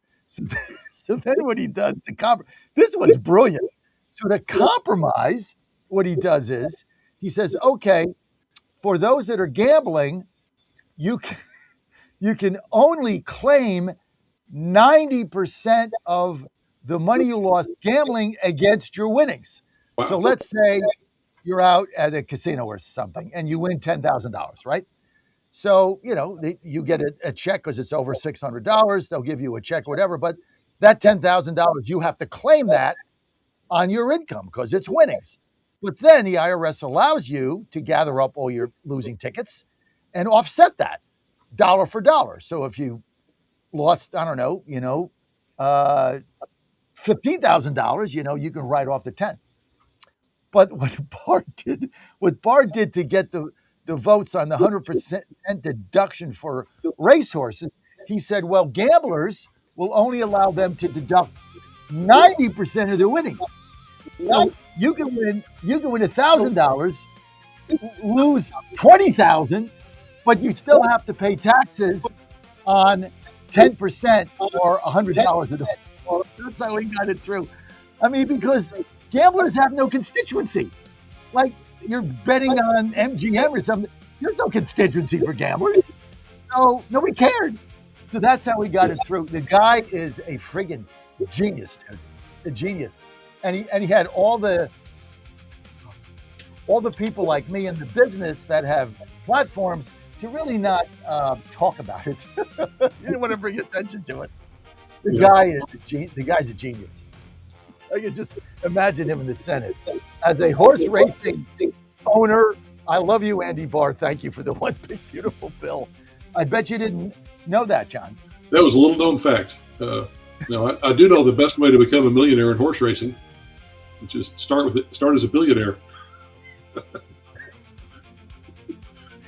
I don't do syndicates. It's a very valuable industry. Look, John, I don't buy yearlings. I don't do syndicates. Yeah. It's very risky. But that is right. Start as a billionaire. But I do. People love it. People love owning a piece of a horse and being out at the track. And I've gotten out there and got great, man. It's great fun. It's a business. I mean, you just got to do it right, like anything else. Right? A lot of people own radio stations. They don't make any money. We do. Right. It's just a business, right? You got to figure it out. It's a beautiful sport that employs thousands of people in Kentucky. I mean, there's nothing better than watching the thoroughbreds run out over that green grass in the springtime. It's just a beautiful sport. Well, John, as they said at the end of Casablanca, John, I think this is the start of a beautiful relationship. I agree. Thanks for having me on Godzilla. Hey, it's all about Stephanie, John. You know that, right? Right. At the end of the day, it's all about Stephanie behind. All about Stephanie. Yeah. John, people want to follow you. And remember that Andy Barr story. You'll be able to tell that sometime in a bar. Right. How do people follow you? You can follow me on X at Hodgson4KY. That's HODGSON, the number 4KY. Or also my website is Hodgson4KY.com. 800,000 off the voter rolls in Kentucky. You're the model. But thank you. We're going to be right back. No Mark Meckler. Well, we're good, Danny boy. We'll be right back. But let me tell you something. President Trump is going to bomb them again if they screw around. Hopefully they live up to it. And if not, the pounding's coming. We're going to do it again and again and again. The Cats and Cosby Show, weekdays 5 Eastern, 4 Central on the stations of the John Fredericks Media Network. Trump is the toughest president we ever had. Well, he's definitely the best bomber. Trump 2.0 is in full effect. How do you keep up with all the action? I'll tell you. TrumpNationNews.com is your inside source for the inside scoop. Manufacturing, jobs, deportations, and the nation's rejuvenation. The first 100 days and beyond. All the news you need and no liberal gibberish. It's the perfect way to start your day. Sign up for the TNN newsletter. Do it today. TrumpNationNews.com. TrumpNationNews.com. Part of the John Fredericks Media Network. This is Crom Carmichael, CEO of Solti. We got a wonderful email from one of our customers up east named Joe, and here's what he had to say. I started taking Solti almost out of desperation with little hope because I was resigned to the futility that although I was up to taking 2 statins a day, high cholesterol was something I just had to learn to live with. In fact, when I turned 60, after taking a stress cardio test, my doctor called me on a Saturday, which of course is never a good sign, and told me that I was clogged more than 95% of the people my age. I had an angioplasty and a stent procedure done at that time. Today, my stubborn triglycerides are only 1/3 of what they had been before starting taking Solti. My prescription statin dosage has shrunk from 60 milligrams to only 10 milligrams a day. My primary care doctor that I have had for many years still can't believe the results, and neither can I. Thank you, Solti, for providing such a wonderful product. And folks, I want to invite you to take care of your heart also by going to GodzillaHeart.com. That's GodzillaHeart.com. Use the code Godzilla at checkout, and you'll get a 50% discount on your initial shipment. Thanks so much. Everybody's talking about weight loss injections because the results are so dramatic. They work by lowering blood sugar and reducing appetite. So, what if you're looking to lose weight but not interested in painful weekly injections, especially when you hear about some of those intense side effects? That's why doctors created a weight loss supplement called Lean, and the results are remarkable. Hi, it's Tina with the John Fredericks Media Network, and I actually started taking Lean myself last week, and I'm already down 2 pounds. What I've noticed most is my appetite and sugar cravings. I'm usually hit with the munchies around 4 o'clock. So I started taking Lean just a little bit later in the morning, and I can really tell a difference when my normal snacking hour rolls around. Also, I play a lot of pickleball, and since taking Lean, I feel like I have so much more energy. Trying to lose weight at 55 has been incredibly frustrating, so my personal goal is to lose 20 pounds by the end of the year. And there's another reason why I'm serious about this. My last 2 blood sugar reports weren't where I wanted them to be. With the help of Lean, I'm working on my diet, exercise, and weight because I want a much better health report when I see my doctor again. And I'd really like to avoid hearing him say, "You should be on metformin." The ingredients studied in Lean have been shown to lower your blood sugar, burn fat by converting it into energy, and curb your appetite and cravings, so you're not as hungry. But listen. Lean is not for the casual dieter with only a few pounds to lose. The doctors at Brickhouse Nutrition created Lean for frustrated dieters with 10 or more pounds to lose. Get started with 20% off and free rush shipping so you can add Lean to your healthy diet and exercise plan. Go to TakeLean.com and enter the code Godzilla for your discount. That's discount code Godzilla at TakeLean.com. Wagering at its finest, playing at the highest levels, under the highest stakes, for more than a decade. This is the world past the wire has conquered, bringing you uncompromised thoroughbred authority and elite track data that anchors the game. But the modern wagering landscape is expanding. Every sport, every line, every prop, and every high leverage future, we decode the metrics across the entire board. From game day spreads to the explosive new frontier of prediction markets and event contracts, we give you intelligence to dominate the modern financial exchanges. Because in the end, it's a battle. You versus the house. You versus the other players. In this arena, we fight with you. We are your ultimate edge. Welcome to the Ultimate Wagering Network. Subscribe to Past the Wire TV and turn on notifications because when the dust settles, Nobody does it better.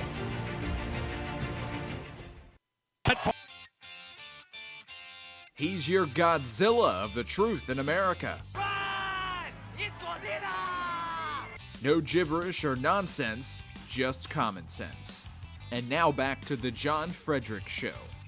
Okay, Danny boy, I cannot see that clip enough. I mean, I'm not a Vikings fan. It's not like I hate them. It's not like the Ratbirds.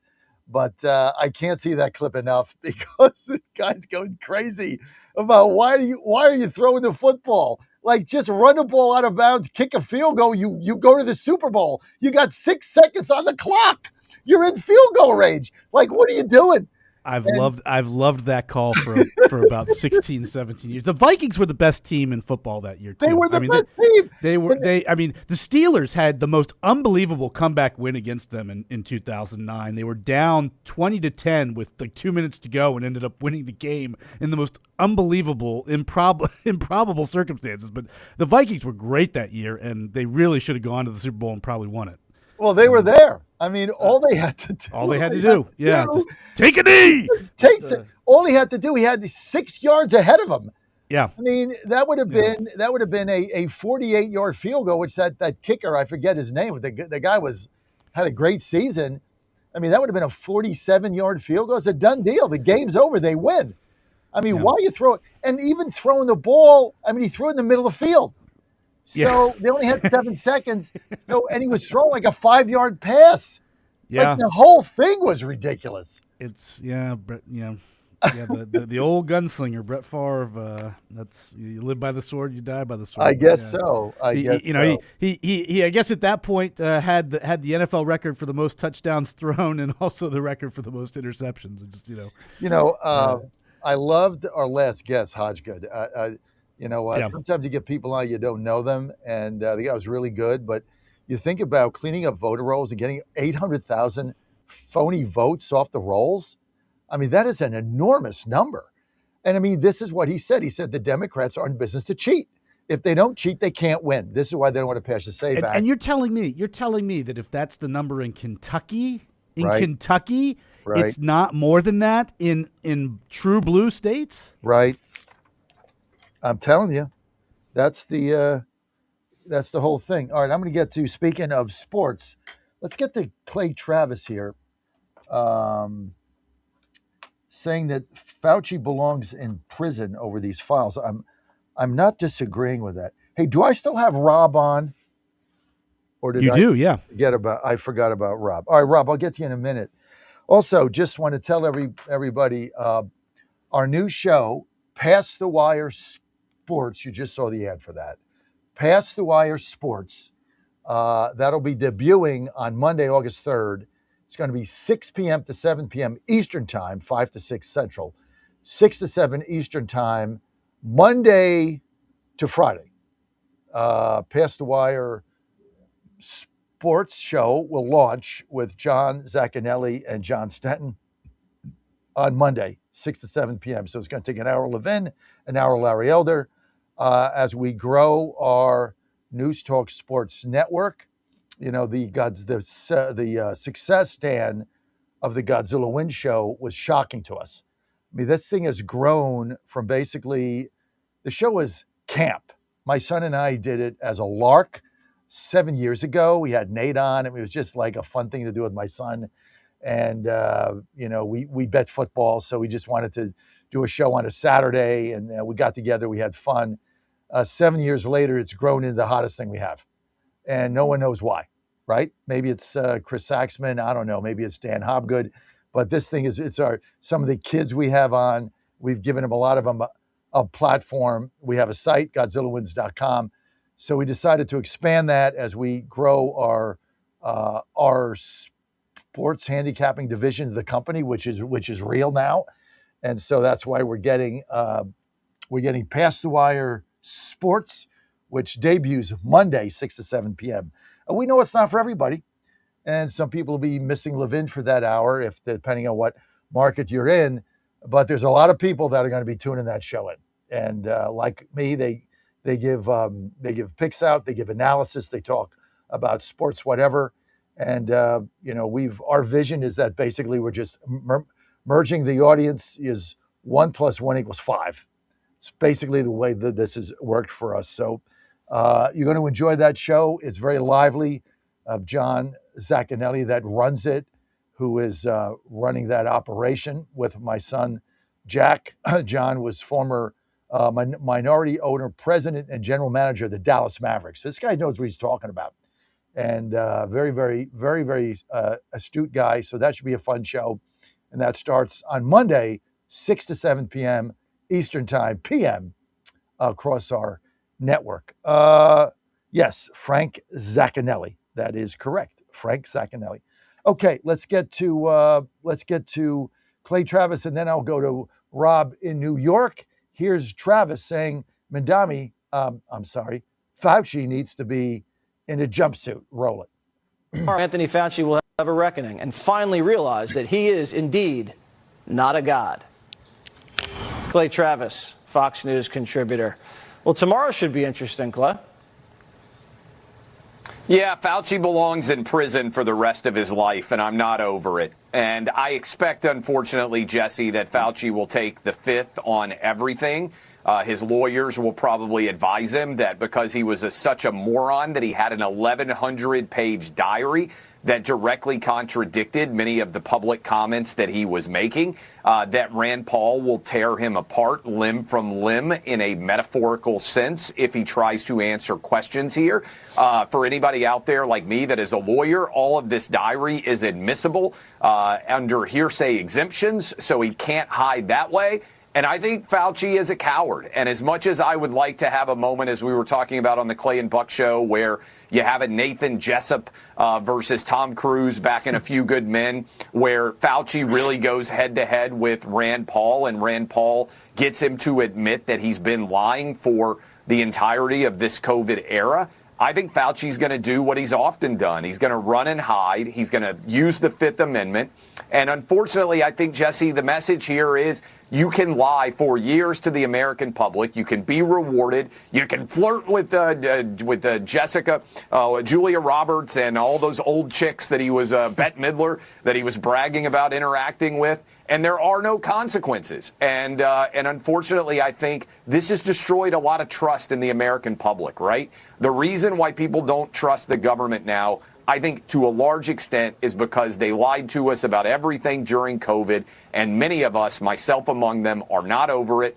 I mean, what they did to our kids, they kept them out of the schools. The fact that they kept people from being able to be around their families unless you happened to be George Floyd. You couldn't protest George Floyd unless you were out there against the police.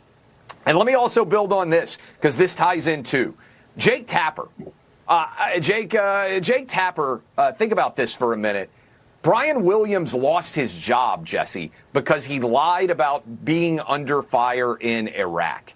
Jake Tapper lied for months. He went to secret meals with Fauci. He said that President Trump was totally nuts. This guy is one of the biggest frauds out there in all of media. And if you ask the average American out there, Brian Williams lying about being under fire like Hillary Clinton did, like a lot of politicians did in Iraq, to me it's a scintilla of the public shame that Jake Tapper should feel for having secret meals with Fauci while they were telling everybody they couldn't go to dinner with their families for Thanksgiving. This smug guy at CNN was having secret meals, and the fact that he still has a job, frankly, I think is indefensible. Yeah, hooked into the Biden and COVID cover-up. Jake Tapper seems to be at the center of a lot of it. Good to talk to you, and we will be watching 8:30 in the morning. You can see that hearing here on Fox. I can't wait. Me neither. So he's going to take the fifth, and nothing will happen, like nothing happens to any of these people. So I agree here with Clay Travis on the majority of this. All right, let's get to the phone line. He's been very patient. Sorry about that. Rob in New York. Rob, you're live. Good morning, John. And sorry for the hold, Rob. No need to apologize, because it was worth it hearing your guest from Kentucky, because that's a point I keep making to some of my friends up here, where they're like, oh, why'd you harp so much on Georgia with Fulton County? That wouldn't have given Trump enough electoral college votes to win anyway in 2000. And I said, well, think about it this way. Go back to Florida in 2000. How many votes did George W. Bush get over Al Gore in the end? I think it was less than 600. Under 400. Under 400. Under 400.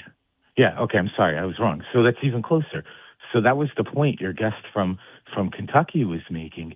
You get into these local races or these congressional districts. So, you're only thinking, electoral college. You got to think about all of these races. Or like you're in a local race in D.C. You get some fraudulent votes in there, you don't win.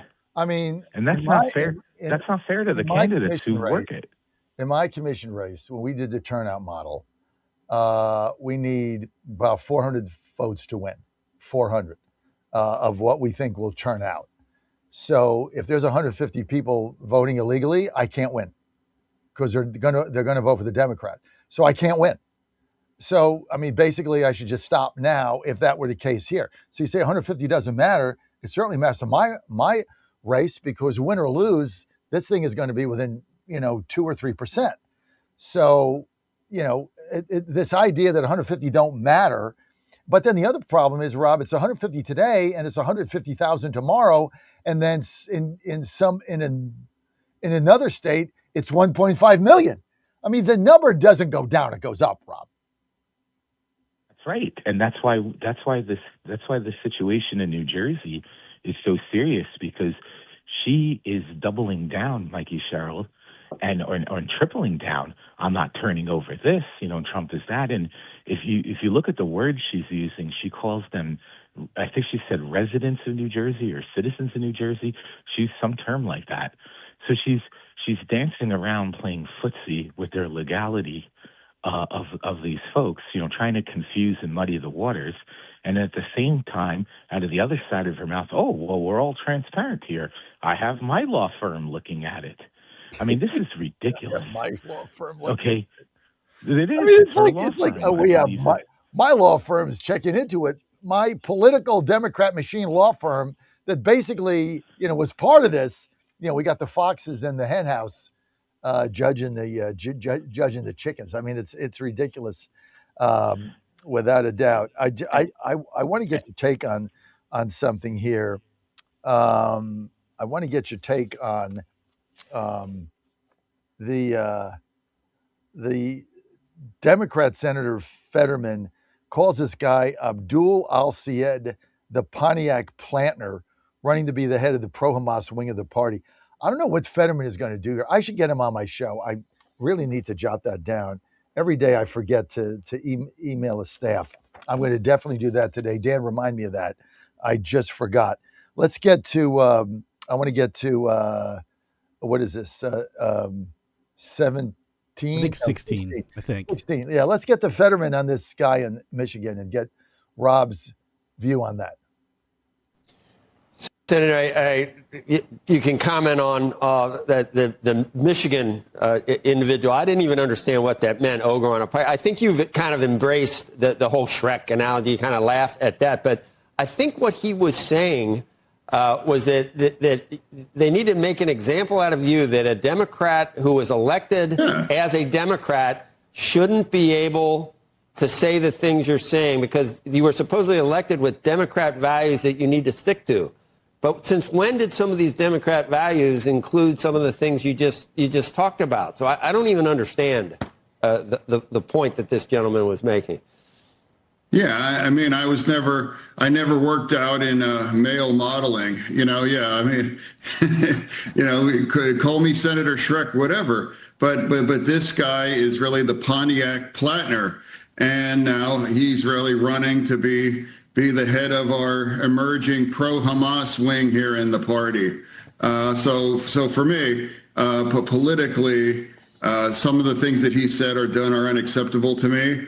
I'm not really sure what I've really done or voted for that has offended the little guy so much. But overall, right now, this is a serious game that we're engaging in, and these same people like Bernie Sanders and other people created the Plantner disaster. He was asked just this Sunday. He has no regrets. Yeah, I have no regrets supporting an accused rapist. I have no regrets supporting a guy with a Nazi tattoo on his chest and a guy that roughed up his ex-girlfriends. There's a level of arrogance, and they believe they feel like they have some weird mandate. And I'll stop this now, call it out. And that's what I'm willing to do as a committed Democrat. So I think that's pretty reasonable, and I think it's more necessary if more people's willing to do that. Well, they're not, because your problem, John, is you're not going to get reelected.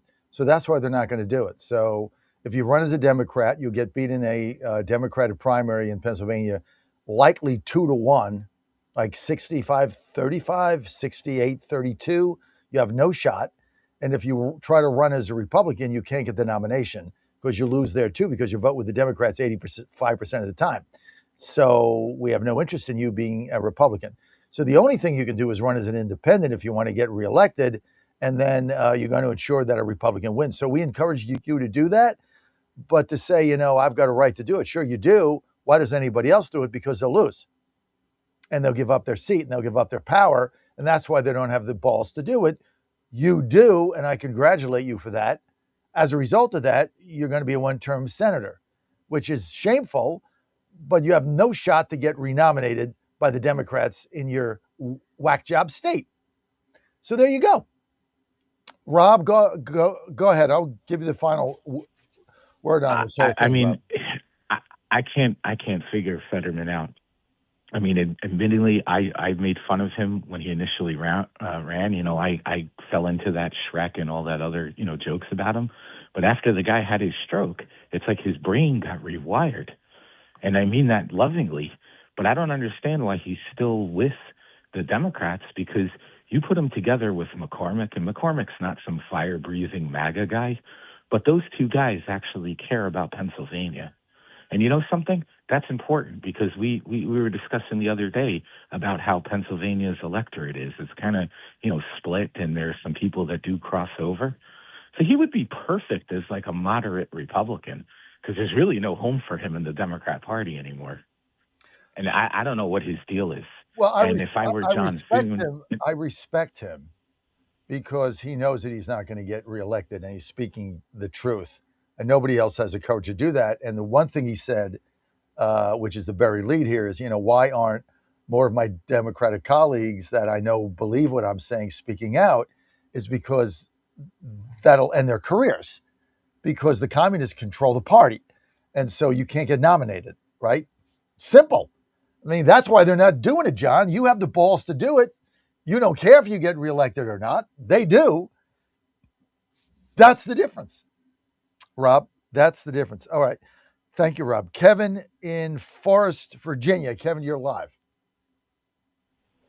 Hey, John. Thanks for getting me on. The last time we talked, you told me about 3 or 4 congressional seats to watch in the early voting to see how things are going to go as a whole. Yes. Now I've got a notepad in my lap and a pencil. Can you repeat it all? Virginia, District 2, Kiggins. District 1, Whitman. Pennsylvania, Fitzpatrick, Scott Perry, Bresnahan. If you want to add one, which if we lose this, we're going to have a disastrous night, which is the one we just talked about in Kentucky. I don't know the number, but it's Lombardio replacing Andy Barr. That seat is the Democrats are targeting it. I think we're in pretty good shape there, but that would be an outlier if they win that. But if you just take those 5, Kiggins, Whitman, Bresnahan, Fitzpatrick, Scott Perry, we win those, we're keeping the House. We lose them all. Cool. We lose them all, we're going to get trounced. Somewhere in the middle, okay. Close. We got to really win. We got to really win 6 of those. 5 minimum to hang on. But probably the biggest one at risk of all of them is probably Bresnahan. Scott Perry on paper is the biggest risk, but he always wins. I don't know how he does it. Kiggins is going to win that race in Virginia Beach. She's a beast. Dude, that woman's a beast. She's going to win that race. But those are the ones to watch. John Fredericks Media Network, trucking the truth across America. 888-480-JOHN, 888-480-5646. Jimmy Fab coming up. Mike Levine after that. Representative Ogles, Peach Crew, Bob Barr, all coming up right here on the John Fredericks Media Network. Truth and clarity is our message. We'll be right back. He was a true American original who left us much too soon. President Trump's description of the late Senator Lindsey Graham. Mr. Trump eulogized the South Carolina Republican at his funeral yesterday at Washington National Cathedral. Vice President Vance says that Senator Graham really was one of a kind. That swashbuckling, infectious laugh, that attitude, that passion that so many others have talked about. Lindsey Graham was impossible not to like as a human being and, of course, as a United States Senator. Dr. Anthony Fauci, a key figure in America's COVID response, heading to Capitol Hill this morning to testify before a Senate panel. Fauci, who during the depths of the pandemic had declared that he was science. Things heating up once again in the Middle East. Jordan has said its military managed to intercept 5 Iranian missiles early on Wednesday. The interceptions come hours after the U.S. military said it had knocked down an Iranian missile barrage launched against American forces in the Middle East, shattering a brief pause in fighting. The U.S. military also confirmed it worked with Saudi Arabia's forces to strike sites in Iraq, where it says it targeted Iranian-backed militias. The Iranian strikes come a day after an Iranian government spokesperson said recent U.S. strikes destroyed critical infrastructure in Iran, including an airport tower and several bridges and tunnels. I'm Karen Shamas. Ukraine says it has hit one of Russia's largest oil refineries, stepping up the economic and diplomatic pressure on Moscow. Today's attack on the refinery, which produces gasoline as well as other fuels, reportedly ignited a fire and sent a half dozen people to the hospital. Watching Wall Street, the Dow futures are down 172 points. NASDAQ futures up 51. More on these stories, townhall.com. Well, it's official. My friends have all switched to Pure Talk because I told them they could save a bunch of money on a super reliable high-speed network with unlimited data. And because they're my friends, they trust me. As for the rest of you, well, Pure Talk understands that even though you might like me, you're not just going to take my word for it, nor should you. For that reason, and for a very limited time, Pure Talk is offering any of their plans for just $15 a month for the first 3 months, including their top-tier unlimited plan that normally sells for $65 a month. Think of it like a test drive, a super simple way to save $150 while you kick the tires on Pure Talk's blazing fast network, and a fine way to see for yourself why I switched from big wireless, along with a few 100,000 of my closest friends. Dial pound 250, say Mike Rowe, and be connected to Pure Talk's friendly U.S. customer service team. Again, dial pound 250, say Mike Rowe, and let the savings begin. The Federal Communications Commission announcing a ban on new foreign-made humanoid robots, citing national security concerns. The move mainly targets China, which predictably is condemning the action. The Chinese embassy in Washington said that China would take all the necessary measures in response to the move. They criticized it as politicizing technological advancements, and it says that basically the U.S. needs to stop smearing Chinese companies and threatening them with sanctions and things. But it's basically another frontier in the U.S.-China tech war, which just shows no signs of abating. The BBC's Nick Marsh. Russia's main domestic security agency says the founder of the messaging app Telegram has been charged with aiding terrorism, been placed on an international wanted list. The Federal Security Service says that Telegram failed to remove channels, chats, and bots actively used by Ukrainian intelligence agencies as well as terrorist groups. News and analysis, townhall.com. The Musk empire expands into financial services. Elon Musk's social media company X has launched Money, a bank account-like service for users to send money to each other. X Money isn't a new bank. It uses Cross River Bank's technology and services. Currently, it's invite-only and available to X's paying members. Users receive an X-branded Visa debit card for ATM use and can send money in real time. To attract customers, X Money offers a 6% yield on deposits and 3% cash back on eligible purchases. Musk aims to turn X into an everything app, entering a market dominated by services like Venmo and Cash App. I'm Julie Walker. The ex-husband of a Massachusetts woman will return to the stand in her murder trial. Patrick Clancy will testify about the day his now former wife killed their 3 young children. More on these stories at townhall.com. Now more than ever, it's imperative to support companies that share our conservative values. That's why I can't be more excited to tell you that I've switched my family to Patriot Mobile. Patriot Mobile is America's only Christian conservative wireless provider. When you switch to Patriot Mobile, you shift your support away from the leftist, woke, progressive agendas of Big Mobile. Patriot Mobile's wireless service works perfectly and seamlessly as you go about your lives with exceptional nationwide coverage that uses the same towers the main carriers use. Patriot Mobile donates a portion of every dollar earned to causes you care about, to organizations that fight for religious freedom, First and Second Amendments, sanctity of life, and the needs of veterans and first responders. Patriot Mobile has plans to fit any budget, along with great discounts for our veterans and first responder heroes, as well as multi-line users. Switching is easy. Just go to patriotmobile.com/Godzilla or call their U.S.-based customer service team, 972-PATRIOT. That's 972-728-7468. Use offer code Godzilla for free activation. Trouble concentrating or recalling information is frustrating, embarrassing, and kills productivity. Nutrition company Healthy Cell created Focus and Recall to boost your brain power. Unlike other supplements that don't work, Focus and Recall is not a pill. It's a gel you swallow with ultra absorption of science-backed ingredients to help you immediately sharpen focus, concentrate longer, and strengthen recall. Go to healthycell.com and use code Godzilla for 20% off your first order. Risk-free. Love it or your money back. Guaranteed. Healthycell.com. Code Godzilla. MyPillow's second annual mega sale is finally here. Get our patented premium MyPillows that adjust your exact individual needs to give you the best sleep of your life. When I got MyPillow, I'm asleep almost immediately. I stay asleep at night and I wake up more well-rested in the morning. I guarantee they're going to be the most comfortable pillows you'll ever own.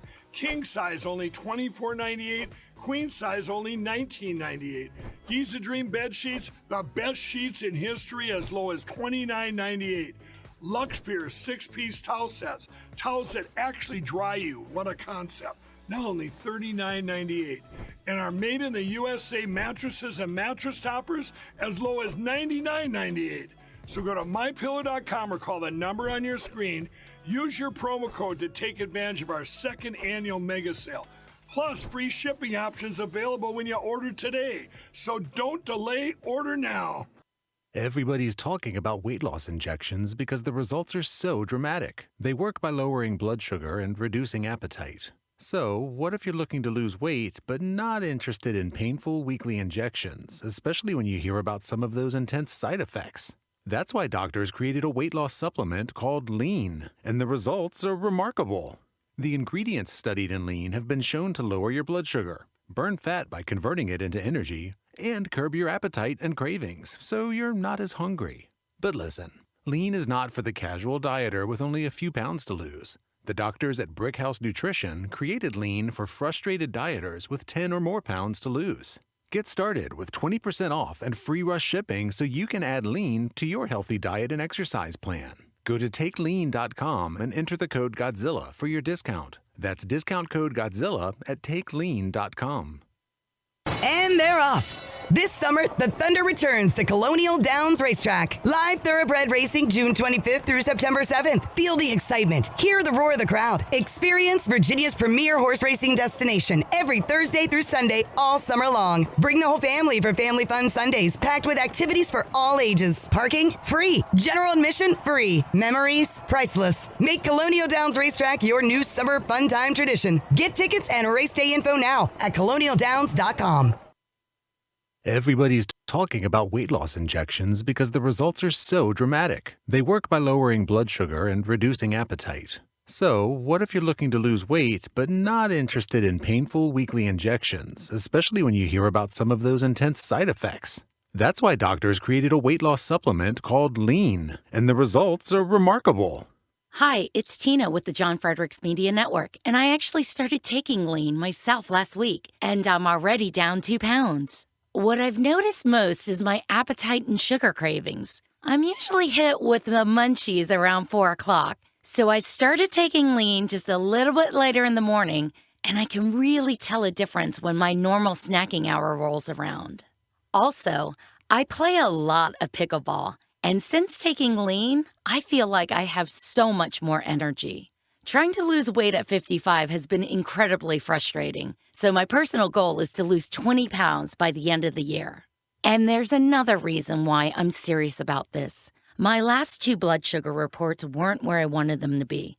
With the help of Lean, I'm working on my diet, exercise, and weight because I want a much better health report when I see my doctor again. And I'd really like to avoid hearing him say, "You should be on metformin." The ingredients studied in Lean have been shown to lower your blood sugar, burn fat by converting it into energy, and curb your appetite and cravings, so you're not as hungry. But listen, Lean is not for the casual dieter with only a few pounds to lose. The doctors at Brickhouse Nutrition created Lean for frustrated dieters with 10 or more pounds to lose. Get started with 20% off and free rush shipping so you can add Lean to your healthy diet and exercise plan. Go to takelean.com and enter the code Godzilla for your discount. That's discount code Godzilla at takelean.com. Live from the studios of the John Fredericks Media Network, it's The John Fredericks Show. Grab yourself a cup of 1775 coffee, sit back, and get ready for the best 4 hours of talk in the universe. To be part of the show, just call our toll-free number, 888-480-5646. And now, here's the Godzilla of Truth, the Oracle of the Deplorables, the man who always says to lace them up and lace them tight, John Fredericks. Lace them up and lace them tight. Except if you're in the U.S. Senate conference, Republican conference, and then you get to go on vacation and lay at the beach and do nothing, collect another 6 weeks of your tax dollars paychecks to basically lie to you by giving you lying talking points put out by the so-called Senate Republican Leadership Conference, which if you went to Wikipedia, it would be the oxymoron of all time. There's no leadership going on there. Vacation is their leadership. We're fighting a movement, a communist movement, of Mandami now going on TV, smiling and laughing and talking about, well, we're going to give reparations to New Yorkers because, you know, their ancestors suffered too. We're going to take the money from my hostage, Kathy Hochul. We're going to take the money from her because she doesn't give it to us. I'm going to tell my army to stay home. And then Blakeman's the governor, so she's got to play ball with me. And so we're fighting a movement with vacation. That's our answer to the communist takeover in the country is for the Senate Republican Conference to go on vacation for another month. After they had a month off in June, now they're going to get another month off in August because, hey, you know, the U.S. senators, yes, senator, no senator. Would you like a hot cup of coffee, senator, or a cold soft drink? Here's your limo, senator. Here's your steak dinner, senator. Are you comfortable? Would you like a pillow? Would you like to put your feet up, senator? And God knows what else the hell goes on in there. They're going on vacation. Then they give, I'm going to bring Pfaff in here, Jim Pfaff. Then get this. Then they put out talking points. Basically, here's the lie sheet. It's what this is called. Here's the lie sheet from your Senate Republican Conference in John Thune. Here's how you lie to the media and to the people. Here's exactly what you say. Well, what about the SAVE Act? Well, we'd love to pass it. We really support the SAVE Act, and we really want to support President Trump, and it's really the right thing to do, but, you know, we don't have the vote. So what we're going to do is, well, why are you going home? Well, you know, because we're going to go home to our states, and we're going to rally the troops to get more support for the SAVE Act. So when we come back, you know, maybe next year we can do it. Really? Well, next year. Yeah, next year. Yeah, that's right. Next year, after we shut the government down and do another CR and spend another $2 trillion we don't have, then we're going to come back and do the SAVE Act. But we got to hear what our constituents are saying. Really? Like, we got a poll here saying 90%, 97% of all Republicans back it, asshole. I mean, this is where we're at. They want reparations. They're giving everything away for free. They're winning everything. AOC's ahead of New Hampshire. And our antidote to this is a vacation. Unbelievable.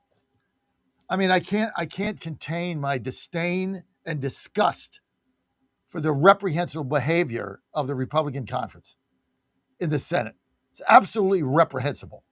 You're going to go on vacation? What the hell have you done? Oh, well, we're going to talk to constituents, going to have town hall meetings.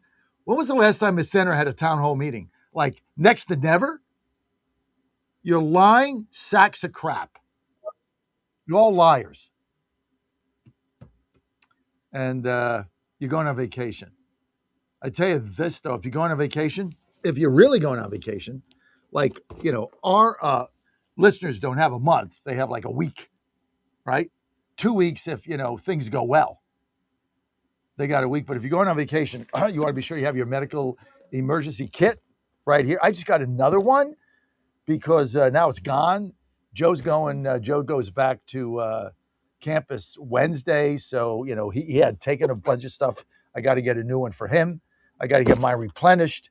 This is the greatest thing ever. Every family should have it, should never travel without it, because that's why we never get sick. Because as soon as we feel it coming on, I had a virus coming on about a week and a half ago, feel the sore throat, all that, right? You know how it is. Everybody else is out sick. Me, no, boom. And no, boom. Open it up. Z-Pack, antibiotics, everything is here. No strep throat, no sore throat. 2 days gone, I'm back on the air. Never missed a day, never suffered. All right here in your medical emergency kit. Now, if you want to take a personal day and stay home and recover, that's fine. But why be uncomfortable? Like, why be sick? Nobody likes to be sick. It's gross, right? It's a day out of your life. You could be doing something fun. That's quality of life is your medical emergency kit for you and your family. Couple with the fact if something bad happens, like you eat the Taco Bell lettuce, you got the antidote right in here as well. So you're not having like 3 days of bombing diarrhea. Just go to TWC and do it now. Go to twc.health. twc.health/Godzilla. TWC, the wellness company, twc.health/Godzilla. Put in promo code Godzilla, get 10% off. twc.health/Godzilla. Promo code Godzilla, 10% off. You got a QR code right there. Greatest thing for you and your family to have. Thank you. Do it now, because you don't need it till you need it, and then you don't have it, and then you need it. Makes sense, right? Let's get to our good friend, Jim Pfaff, the chairman, the president of the Conservative Caucus in America, based in Washington, D.C. Jim, good to have you with us. Good to be here. Glad to see you, John. Are you on getting this a wonderful morning where we're feeling so wonderful about everything that's going on in D.C. and our great Republican leaders? Are you getting a month off? You and Myra, do you get to take the month of August off? I never get to take a month off. It would be nice, I guess, but I mean, I got a week or two off this year, maybe, but not at an important time. So this is the whole game right here. I mean, it's just a great, and by the way, I was very glad to see my personal friend, Senator Jim Banks, glom onto this, because he's been a great Trump supporter of trying to stop this absurdity. But listen, John Thune epitomizes all the evil that Mitch McConnell epitomized. I mean, it's what a crazy argument, as you mentioned. We're going to go back and rally the troops. Listen, what rallies the troops, so to speak, if you're going to use that terminology or anything like it, is action, success, accomplishment. Like that's what people vote for, is things you're going to do, not things you promise to do. Listen, I will say this: John Thune is such a weak coward that he doesn't even want to take a risk of duplicating what Democrats did in 2008 and 9. Democrats passed Obamacare literally knowing they were going to lose the House. They didn't know how big the Tea Party wave would be, but they knew they had a very strong likelihood of winning the House. Why? Because they wanted their policy in, and they were willing to take a brief hiatus out of control of Congress to get exactly what they needed so that they could take the next step. And it's no surprise that the DSA people, the Democrat Socialists of America people, are starting to emerge as candidates in various Democrat districts, because their policies are literally no different than Democrat policies have been forever. The only difference might be, I mean, I might give credit to Democrats for saying they don't want to get rid of the Senate or something like that. Okay, that goes a little bit farther, but everything that these people want to do is what Democrats have been fighting for decades. And we cannot overlook that this is just a new iteration on the same theme. What is your level of outrage for the lack of leadership from John Thune and the Republican Senate Conference? I mean, you've been around Washington a long time. You spent a long time on Capitol Hill. Do you understand, Jim, the level of frustration that the grassroots movement has with these people now? Oh, absolutely. I have pulled my, see how thin my hair is there, John? I'm turning it there a little bit so you can notice. I have pulled my hair out dealing with these people, even when I was working on Capitol Hill. Remember, and I think you remember this, I worked for Tim Huelskamp, former congressman of Kansas. There were 4 people kicked off their committees who were trying to fight to get the budget back in line. It was David Schweikert, Walter Jones, Justin Amash, and Tim Huelskamp. Like, I've been in this fight. I've seen how these people play the game. We're at $2 trillion deficits now. Like, back then we had hundreds of billions and it was freaking everybody out. I remember that Tim and I were having a little bit of an argument about what should the DOD budget be? What should we provide for that? This was in like 2011 or whatever. And we were really frustrated because it was going to go up to $600 billion from about 450, right? And by the way, I see the need for a strong military. I think we need to have a badass military we never use. Don't get me wrong. But the point I'm making is that these numbers are so outrageous and they have no sense of it. One of the big reasons that Republicans could lose badly in November is because the Doge ban got broke up, so to speak. We came in January, Donald Trump did in January of 2025. Doge was riding high. Everybody loved the reductions in government that were going to happen. All we needed was a Republican Congress, which we have, to go ahead and make those cuts. And they weren't willing to do it. They weren't even willing to do it in the One Big Beautiful Bill, which, by the way, had fantastic policy in it. And they gave Donald Trump some things that he really wanted to do and that were highly beneficial for the country. But they didn't hardly make a damn cut.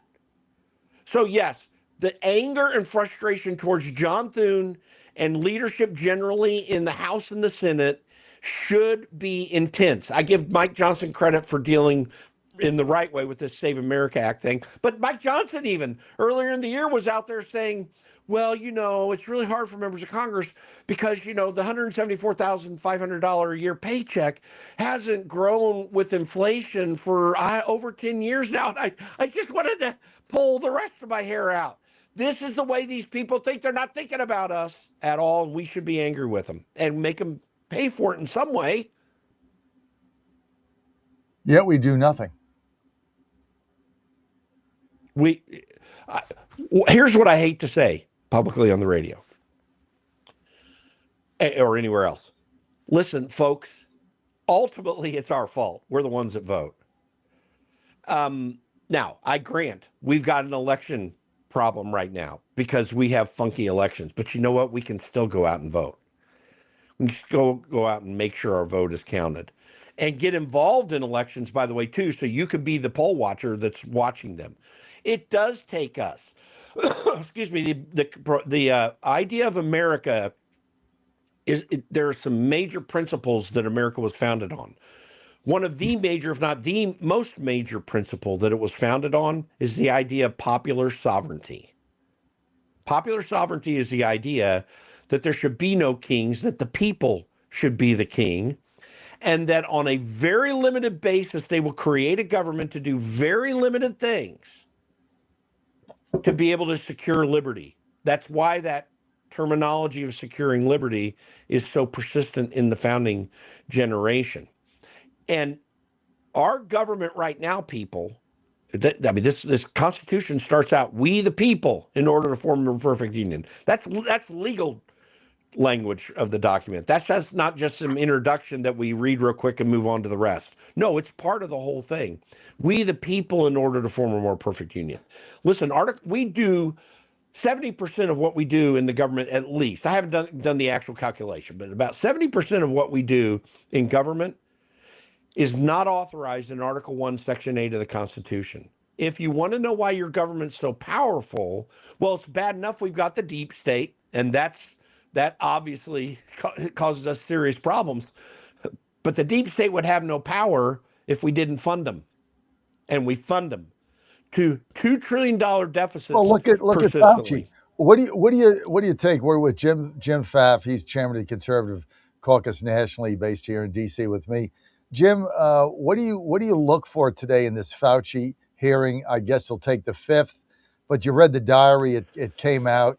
The guy's just a gross little man. He's a lying sack of potatoes, a sack of crap. Just lied through his teeth again, and now this is all coming out.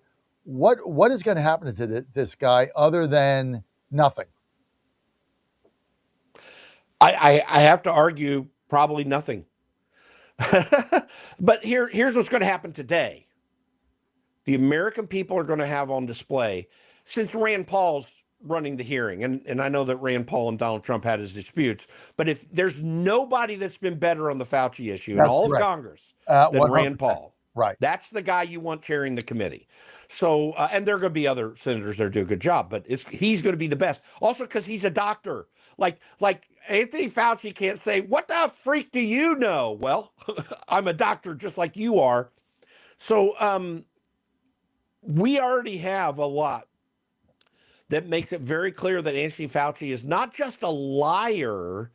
He's a self-promoter. He's there's next to the hyphenated term self-aggrandizement in the dictionary is a picture of Anthony Fauci. Like, if you need a definition of self-aggrandizement, Anthony Fauci's the guy. Constantly worried about his media. Constantly worried. But he knew what was going on. He's not dumb. And I hope part of what comes out is that he destroyed the lives of millions of people with the AIDS epidemic. And with the previous virus that he was working on, he killed people. He's killed millions. That's what I think is going to be seen somewhat today. There are going to be people dispute it, but the man epitomizes the problem of evil in Washington, D.C. The bad news about Anthony Fauci is what he has done has killed millions of people. That's really bad. The good news is he didn't have as much power as the deep state and the CIA and the NSC and the intelligence communities all this time that did even worse to Donald Trump. Anthony Fauci's part, bad as it was a small part of that overall effort to take down Donald Trump. I wouldn't be surprised, and we're not going to find it out today, but I don't mind making the hint. I wouldn't be surprised if we found out that Anthony Fauci himself wanted the virus to go out of the Wuhan lab because he knew it would harm Donald Trump in the elections. I wouldn't be surprised to ever hear that. Many of us believe that. Many of us believe they knew about this thing and they wanted it out because Trump, got to remember at that time, Trump was cruising the re-election. I mean, he was going to win, Jim, in a landslide. Big time. The economy had exploded. There were no wars. Trump was going to win in a landslide and they wanted him out. And the only way they could get him out was by tanking the economy, and they did that. They didn't care about school, education, businesses going under. They didn't care about that. They just wanted this guy out, and this was their pathway to do it, mail-in ballots and, the letters of understanding and all this stuff, mail out a ballot to everybody, cheat, steal, like Biden said, yeah, I'm going to win. This is the biggest fraud in history. They were all in on this, Jim. All of it. We all knew it. The thing was stolen, and I wouldn't doubt that for 1 second, that this thing was pre-planned because Trump was going to win in a landslide and the Republicans were going to gain seats. And there was nothing they could do about it except tank the economy, which they did. Yeah, that's it. They literally killed people to keep Donald Trump from getting elected. And Anthony Fauci, by the way, I don't know if Anthony Fauci called for the virus to go out of Wuhan, but I am absolutely convinced China did. right? That's absolutely was in their game plan. And I want to know, we're not going to find it out likely today. Maybe there's something I'm not aware about, but we need to know how much money China gave to people in our intelligence communities to take down Donald Trump. I'm concerned that there is a deep well of treason in our intelligence communities, current or former people from the time who were coordinating with China to make sure Donald Trump could not continue to be elected. I mean, when you know it's bad when on the surface, there's that famous Time magazine article, the shadow, it's called, I can't remember the exact title, but it's the shadow effort to defeat Donald Trump. You know it's really bad when the U.S. Chamber of Commerce and the unions, which that article lays out, were working closely together to take down Donald Trump. By the way, one of the people doing that was the executive director then of the U.S. Chamber of Commerce, who was worked in leadership staff during the Boehner years, right? And these people are so obscene. They destroyed lives, though. Also, there are kids who will never make up their loss of schoolwork. There are families who saw their loved ones die, but they couldn't go to them. The disaster, the economy, the New York City restaurants all over the country that were shut down, small business owners. I watch diners, drive-ins, and dives, and I see closed restaurants all the time that were thriving when he was out visiting them. So this is what these people brought upon us. They destroyed your life so that they could have their little political gain by getting rid of Donald Trump. And we need to take on these absurd people. It's evil. Jim Pfaff. Sure words have never been spoken, Jim. We agree on this 100%. This thing was concocted to take out Trump, period. Tank the economy, take out Trump. He was going to win in a massive landslide. And so they had to do something, and this is what they did. And they didn't care who died. They didn't care who suffered. They didn't care what kids didn't get their senior year, get their prom. They didn't care about what little kids, can't talk now because of these masks that have destroyed their speech. We have the largest speech impediments now going on in the history of the nation because nobody can see themselves talk. The whole thing is so disgusting, and no one on the left is ever held accountable. And that's part of the problem. That's part of the problem with the MAGA base, why they're pissed. Nobody's ever held accountable, ever. And I don't know where we go from here, but John Thune going on vacation and then handing out a lie sheet. Hey, here's the lie sheet. Here's what you say to reporters when you're asked. Here are the 6 lies we want you to say. People are gross, man. I'm sick of it. Jim Pfaff. People want to follow you, Jim. I got to go. Where do they go? TheConservativeCaucus.com. TheConservativeCaucus.com.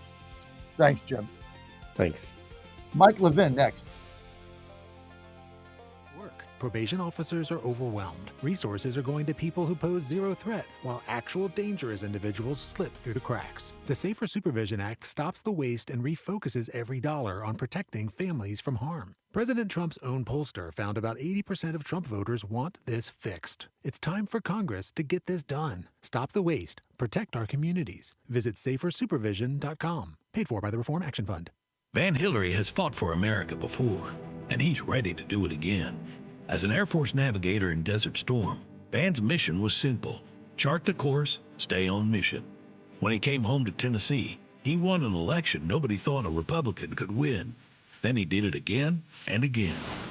For almost a decade, America First conservative Van Hillary has fought the radical left, stood with President Trump, and never folded, securing our border, cutting taxes, and bringing jobs to Tennessee.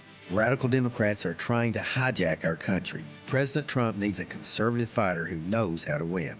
I'll keep fighting to help President Trump finish what he started, keeping our border secure, growing our economy, and destroying the woke agenda. I'm Van Hillary, and I approve this message because I'm standing with President Trump to get America back on mission. America First conservative Van Hillary. He's never folded, and he never will. Paid for by Van for Tennessee. And they're off. This summer, the Thunder returns to Colonial Downs Racetrack. Live thoroughbred racing June 25th through September 7th. Feel the excitement. Hear the roar of the crowd. Experience Virginia's premier horse racing destination every Thursday through Sunday all summer long. Bring the whole family for Family Fun Sundays, packed with activities for all ages. Parking? Free. General admission? Free. Memories? Priceless. Make Colonial Downs Racetrack your new summer fun time tradition. Get tickets and race day info now at colonialdowns.com. Folks, this is Crime Carmichael, CEO of Solti. I have recently turned 77 years old. I do not take prescription drugs. I have not had to take prescription drugs, and I attribute a lot of my good health to a product that I've been taking, which is the active ingredient in Solti. It's a 22% concentration of theaflavin.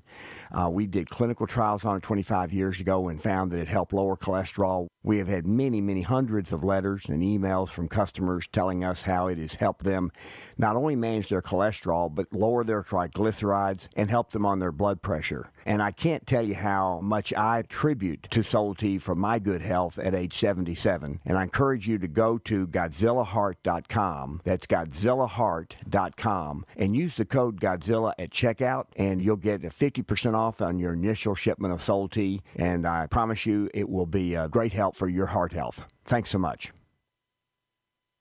If you want to go after an athlete, one of my athletes, you go after one that doesn't do the right things.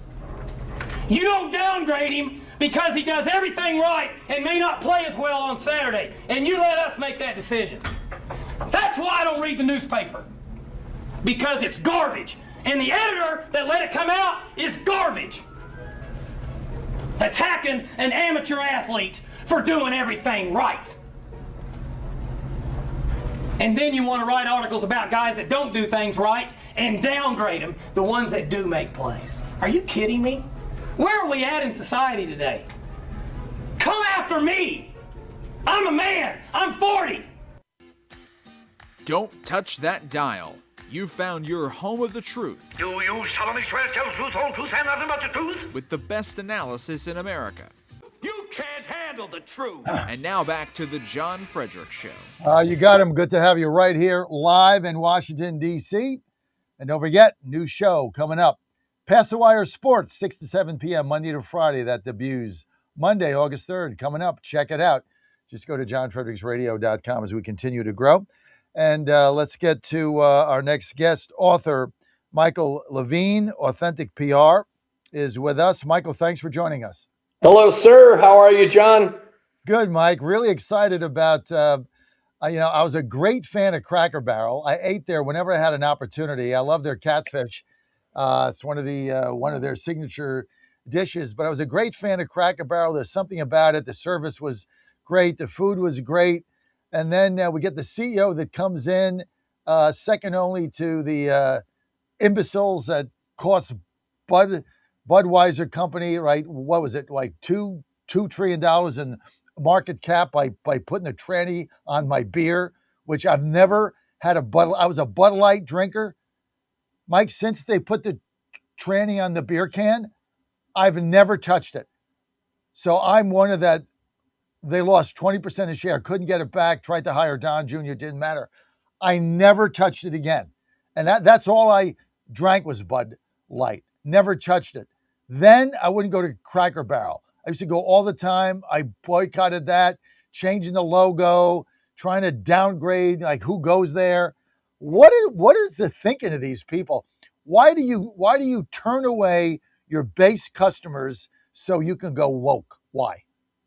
Because they love radical ideology more than they do profits. And the adage, get woke, go broke, has been proven now so many times that to deny it is literally to deny gravity. John, it's insane. I mean, what Bud Light did will go down in the history of books as the all-time single stupidest marketing campaign of all time. Cracker Barrel was pretty stupid, but they corrected more quickly. And now the CEO is gone. So this is all the kind of thing that I've just developed in my new book, Authentic PR, which is out by Simon & Schuster. It's an idea that authentic, transparent, vulnerable, honest messages resonate with consumers, with Americans. Tell people who you are. Be true to who you are. Don't apologize for who you are. And if you need examples of people who failed to do that, look at Bud Light. And by the way, when you say you hadn't had a Bud Light in years, millions and millions of Americans have joined you in that effort. I won't drink it. Michael, I won't drink it. I don't care if it's the only beer they got. I won't drink it. I'll order something You else. won't drink it if it. I won't drink it. You won't drink it if they gave it to you free. That's right. I won't drink it. How's that? Now, yeah, I won't drink it. How's that a path? That's a path to destruction. So the get woke, go broke adage is very, very true, powerfully true. You know it. I know it. And we both said it in front of all your audience. And I'm very grateful to share your audience. Thank you for the opportunity of talking to you, because it's good to talk straight to people. Well, you know what, Mike Levine, am I saying your name right? Levine. Okay, Mike Levine. But you know, when you go to Cracker Barrel, it tells you the power that we have as a group, because we tanked Bud Light forever, right?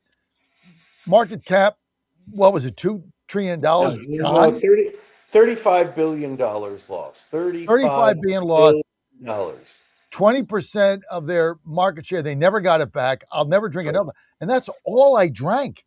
I mean, I went from 100 to 0. Just out of I'm a football fan, right? I'm a Titans fan, so I get NFL ticket. Think I'm gonna on a Sunday after church, my Titans are coming on, pop a beer with some tranny on it. There's no friggin' way I'm doing that, right? So gone. Then you go to Cracker Barrel, of which I was a fan of. And the problem with that is, they changed the logo, and then I was supposed to feel bad for going there. And then what we did is we organized a boycott on a weekend. And I don't know how, it just caught fire. I don't even remember how it happened. It was all over social media. We were pissed. The Cracker Barrel people that went there every weekend like we did, it caught fire. And the first weekend we did that, their sales were down with something like 80%. Nobody went because they were offending their base that goes there. How stupid can you get? Well, insulting customers is not a good strategy. But you asked a very valuable question, John, which is, why would people do such suicidal action? Why? And the answer is because they are, Trump derangement syndrome is one possibility. Another possibility is that they love this ideology. They worship it. It is a fetish. It is like a burning maniacal rage inside them. And they will abandon any sense of reasonableness or common sense, even in a suicidal way. Mike, doesn't also show the power we have? Remember when Target put the tranny stuff in the front row, whatever that was? We stopped going there, and then their sales tanked, and then they had to get those out of there. I mean, doesn't it show that conservatives, this is what always bothers me. We're the consumers. We're the ones out there spending, because we work hard, we have extra income, we spend it. And then when you offend us, we got other choices. We're just not going to give you our money. And we've proved that. The far left, they think, well, they can do a riot and they can do a boycott and, they can do that. But they always forget they don't spend any money because they don't work, right? They're not working. We're the ones that have the jobs, that work 2 jobs, that have the consumer base.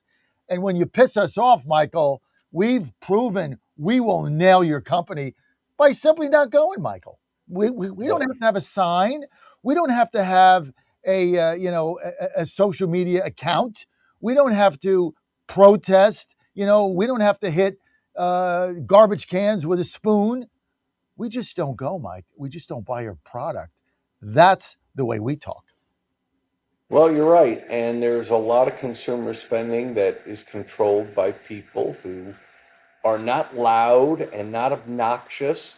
And so if companies insult that customer base, they will pay a price. Bud Light has learned that lesson, I think, and they will learn it for a generation or more. Uh, and so will Cracker Barrel, and so will other companies. But it won't stop them. They'll continue. I mean, Starbucks is a company that has been at the top of the Get Woke, Go Broke list, and they are trying to change their ways now. But I'm afraid they're doing too little, too late. When I go to Starbucks, I'm not interested in a political lecture. I'm interested in coffee, and coffee that's hot and served quickly at a reasonable price. So I think companies are beginning to learn this lesson, and you're 100% right, John. We consumers have power, tremendous power. That's why Dunkin' Donuts is one of the fastest growing brands in the country, because you just go in there, you get a cup of coffee and a bagel or a donut, whatever you want. There's no politics there. There's no woke. They just hot coffee the way you want it, with a donut. Fast, quick, hot. That's it. They serve coffee. I mean, I'm from New Jersey. I just want a container of coffee. I don't want a barista stick. I don't want all the things they got up there, all the sign. I don't want any of that. I want a cup of coffee black. That's it. Give it to me. Done. Fast, hot, quick. Yeah, you got it. So that's it. You're exactly right. Right, so you got to book out.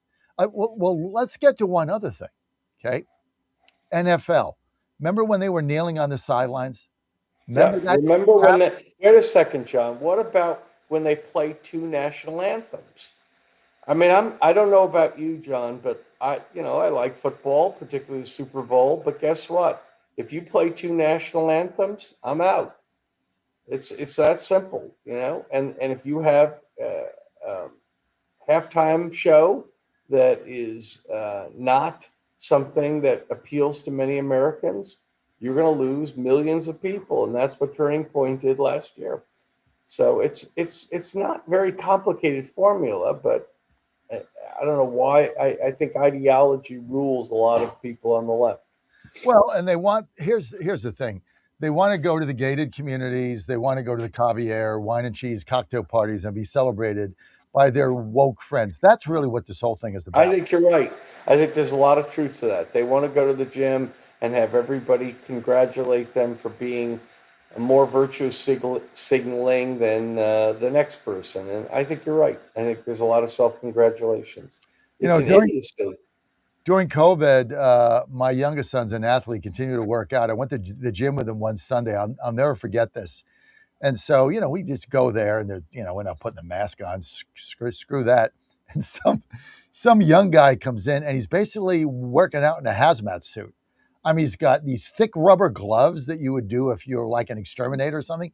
He's got, they go up to his arm. He's got a double mask on. He's got like a hat on. He's all covered up in like hazmat stuff. The guy's trying to work out in a hazmat suit. We turn over to him. It's like, you're like a clown, go audition at Ringling Brothers Barnum and Bailey because you fit right in. We started laughing at the guys, like, takes a minute, like, what are you laughing at? And I'm like, well, we laugh at clowns, right? Isn't that the object of a clown? Laugh. You're very funny. So you ought to be in the, you ought to be in the Big Ten. I mean, that's the way you got to treat these people. But I'm telling you, Michael, I know, when are companies going to get the message? Well, when they feel heat, they see light. That's what happened to Bud Light. It's what happened to Cracker Barrel. When they see heat, they feel light. People respect wisdom, but obey pain, and the pain is financial. So, we'll see. But I think some of these people have lost their minds. Their ideology rules their mind, their heart. They don't think in any coherent way, which is why you see some of the behavior, both politically and in consumer activity. It's insane. Will Cracker Barrel get their market share back? Listen, any company can get their market share back over time, but the question is how much time? You just said, not that you will never drink, you just said, not that you don't drink Bud Light, that you will never never is not next year, the year after, the year after, the year after, the year after. How are they going to get you back? They ain't. It's just that simple. Done. So, and you talk to a large audience, and you're just saying that in front of your large audience. Oops. I mean, Cracker Barrel can get me back because I like their food. Yeah, of course. And I like their service, and I like going in there, and I like everything about it. But And they've got yet, to demonstrate to you Yeah. that they will not insult you or your family or Again. like-minded people. Right. And if they do that, you'll go back. Period. Yeah, and I mean, I'll go back now that they finally fired that, nutball woke CEO. That's a clown car. I mean, I'll probably go back, but Bud Light, no. That the Bud Light thing to me was so egregious. It was so It was just insulting. outrageous. Right. What other companies are suffering from this in your book? I can do 100. Well, Give me a couple other examples. Okay, Starbucks at the Get Woke Go Broke Hall of Fame. You got Starbucks, you got Target, you've got millions of listen, right now, I just saw an ad yesterday at Nordstrom's. They had this they're selling women's clothing at Nordstrom's, and they had a guy dressed in drag selling women's clothing in Nordstrom's. So the Hall of Fame of Get Woke, Go Broke is so large. Now it is diminishing. I must tell you, the facts are very clear. Since the re-election of Donald Trump, the Get Woke, Go Broke crowd went from offense to defense. It's, you understand football, offense to defense. So they still exist, but not to the degree they once did. They were marching toward victory. They were on the 1-yard line 3 years ago. Today, they're on defense, friend. Well, I hope you're right, but we're the consumers, and I'm not a Nordstrom shopper, so it really doesn't affect me. They don't have a big and tall men's department, so I'm out anyway. They could be the most conservative company on earth, but a big guy like me, no shot. So I don't really shop there. But they're going out of business too. I mean, they're closing stores all over the place. So I don't know if you're selling women's clothing. Like, I can't see my wife Ann responding to an ad with a drag queen in a dress. I just like who is the market for that? Like, the market is what do they represent? 0.1% of women, like 100%. Like, what is the market for drag queens modeling women's clothing? It makes no sense. It makes no sense. None. But a lot of thinking on the left makes no sense, but it makes them feel good. So there we are. All right, Michael Levine, I want to thank you. People want to read your book. Where do they go? Well, Amazon's a great place, and Amazon's a company that delivers books without a woke message. So there you go. Amazon's great. Any bookstore. Simon & Schuster, Authentic PR. John, you're a good man, and thank you so much for allowing me to share your valuable audience. Good job, Michael. Thanks, good brother. job.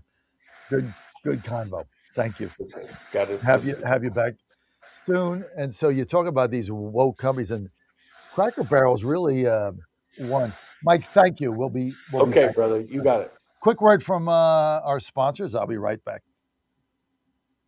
Now more than ever, it's imperative to support companies that share our conservative values. That's why I can't be more excited to tell you that I've switched my family to Patriot Mobile. Patriot Mobile is America's only Christian conservative wireless provider. When you switch to Patriot Mobile, you shift your support away from the leftist, woke, progressive agendas of Big Mobile. Patriot Mobile's wireless service works perfectly and seamlessly as you go about your lives with exceptional nationwide coverage that uses the same towers the main carriers use. Patriot Mobile donates a portion of every dollar earned to causes you care about, to organizations that fight for religious freedom, First and Second Amendments, sanctity of life, and the needs of veterans and first responders. Patriot Mobile has plans to fit any budget, along with great discounts for our veterans and first responder heroes, as well as multi-line users. Switching is easy. Just go to patriotmobile.com/Godzilla or call their U.S.-based customer service team, 972-PATRIOT. That's 972-728-7468. Use offer code Godzilla for free activation.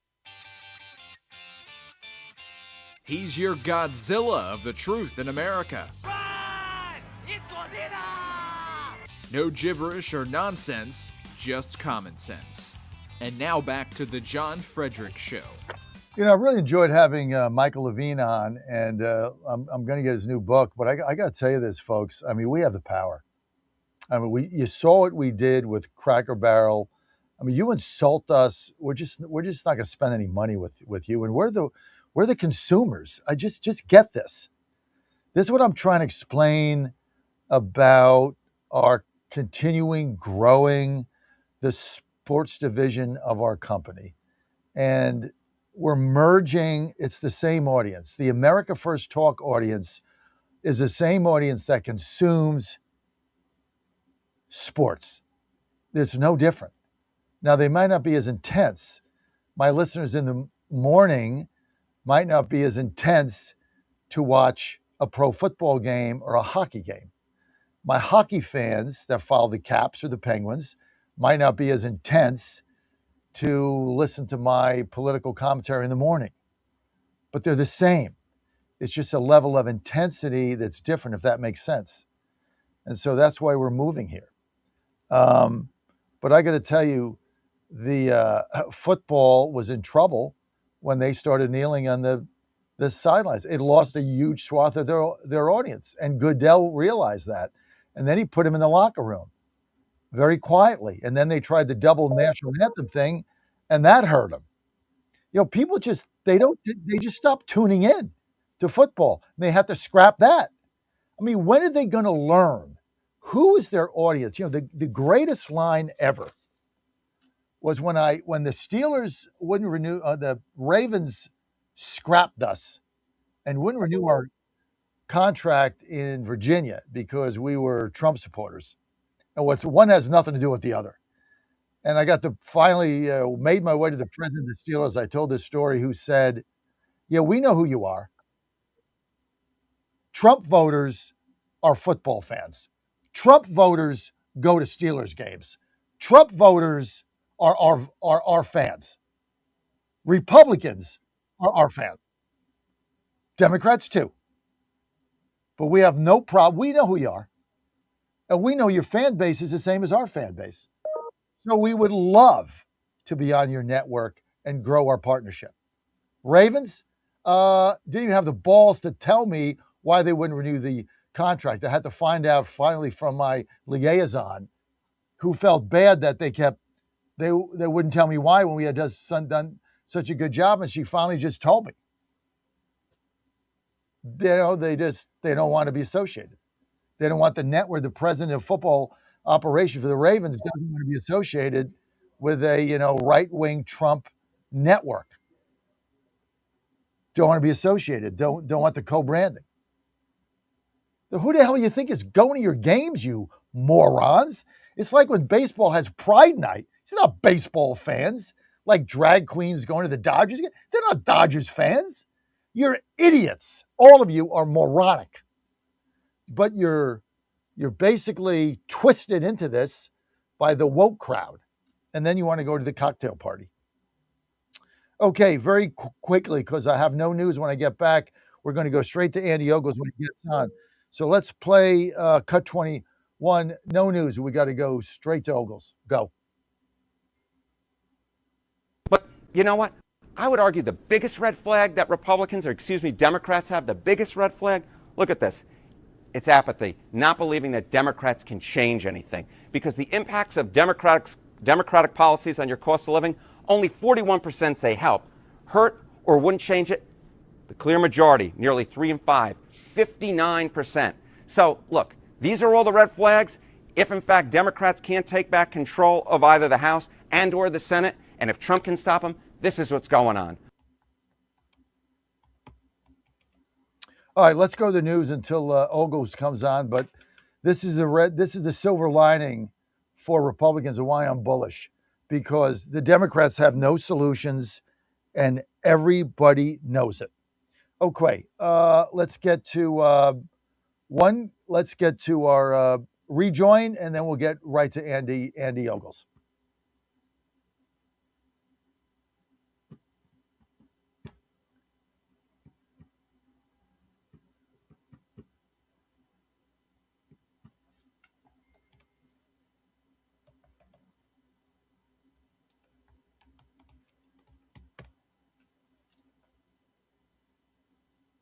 Live from the studios of the John Fredericks Media Network, it's the John Fredericks Show.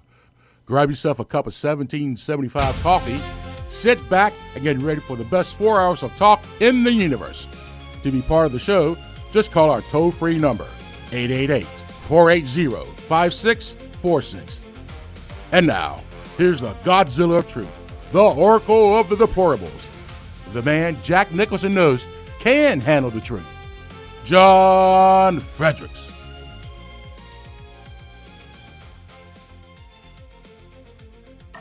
Okay, you're on the John Fredericks Media Network. I am your Godzilla of the Truth in America. We're going to skip the news today and go right to 5th District Congressman Andy Ogles. Andy, thanks for joining us. Big announcement we have. We're just in the midst of acquiring WAKM AM 950, which is right in the heartbeat, right in the center of Andy Ogles' country in the 5th District, based out of Franklin, Tennessee, all of Williamson County. That'll be combining with WENO. That should come online as soon as we get the FCC approval on it, probably about 5 to 6 weeks. We'll be carrying the Tennessee Titans there, as well as Tennessee Volunteers football and Tennessee Volunteers basketball, now part of our Tennessee network. Now, a lot of people said, why did you buy this? Was it because of Andy Ogles? Yes. That's funny. Hey, well, thanks for having me on. Honesty is the best policy. If I get a congressman like Andy Ogles right in the middle of my network, damn right I'm going to buy it. Come on, dude. You're the guy. Hey, thanks for being with us. Thanks for making time. Absolutely. And appreciate all that you do. You know, more and more, if you're outspoken like me, you get attacked by the liberals and the libtards. You know, case in point, we've got this radical leftist group out of California that's literally dropping $1 million against me right now because they don't want me to come back to Congress. But we're fighting along, and here we go. Now, do you have any primary opposition next week, or are you good? Yeah, so you actually have leftists playing in Republican primaries. So what they're trying to do, quite frankly, is send a message that if you're outspoken, if you're a leader of the MAGA cause, they're going to target you, not just in your general, but in your primary. So they're going to take 2 bites of the apple to take you out. Oh, so in the 5th District, and your primary is not Tuesday. So everyone knows it's August 5th, which is weird, but it is a week from tomorrow. It's the 6th, which is Thursday. Or the 6th, right? Why is it on a Thursday instead of a Tuesday? What was the reasoning behind that, Andy? Well, you know what? I would love for the General Assembly to adjust our primary dates, but I'll leave that to the Tennessee legislature. I mean, because we have such a late primary, because literally, you know, you get done August 6th, hopefully prevail, but then my general is just a couple of months later, and you really don't have that time to regroup, to reassess your opponent, to fundraise, and do all those things you have to do going into a general election. But again, that's up to the General Assembly. I certainly speak my opinion on it, but ultimately they'll decide. Andy, now the lines in your district, Andy Ogles, Tennessee 5, changed a little bit. Can you outline to our Tennessee audience what your new lines are, so everybody knows? Well, first of all, the new district is absolutely amazing and beautiful, quite frankly. But I have my current district's very small, very compact, southern Middle Tennessee. It's just a handful of counties that all touch each other. Now my current district, or the new district, starts below Nashville, goes around Nashville up to Fort Campbell, which is totally amazing. I go across the Kentucky border. I have Reelfoot Lakes. I go all the way to the state border in West Tennessee. Then I go down the Mississippi River, and I have Memphis. So I represent the area, the suburbs of Nashville, and I represent Memphis, Tennessee. But are you still, how much of Williamson County now do you cover? About 60%. So currently I have the eastern portion, now I have the western portion. And same thing, currently I have all of Murray County, and now I have the western portion of Murray County.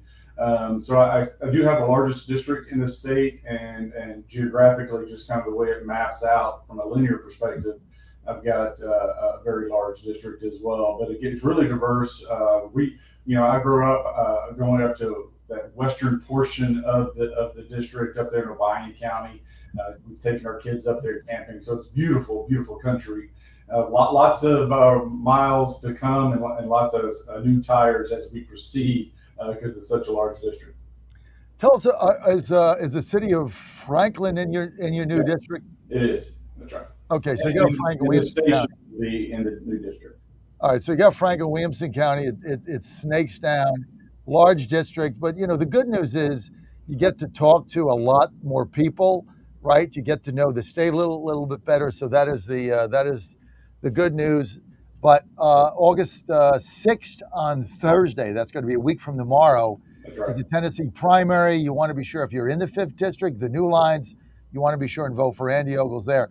Andy, a lot of us are just beside ourselves with the fact that John Thune and the so-called Senate leadership, one, they're going on vacation again, haven't done crap, another month off. Number two, they put out talking points yesterday, basically lying to the media and to the people about why they can't vote the SAVE Act. We don't have the votes. We're going back to talk to our constituents, and then we're going to try to build a momentum, which you've already got 97% of Republicans backing it. What the House passes all this stuff. You got a 2-vote majority. What is your level of frustration now with John Thune in the U.S. Senate?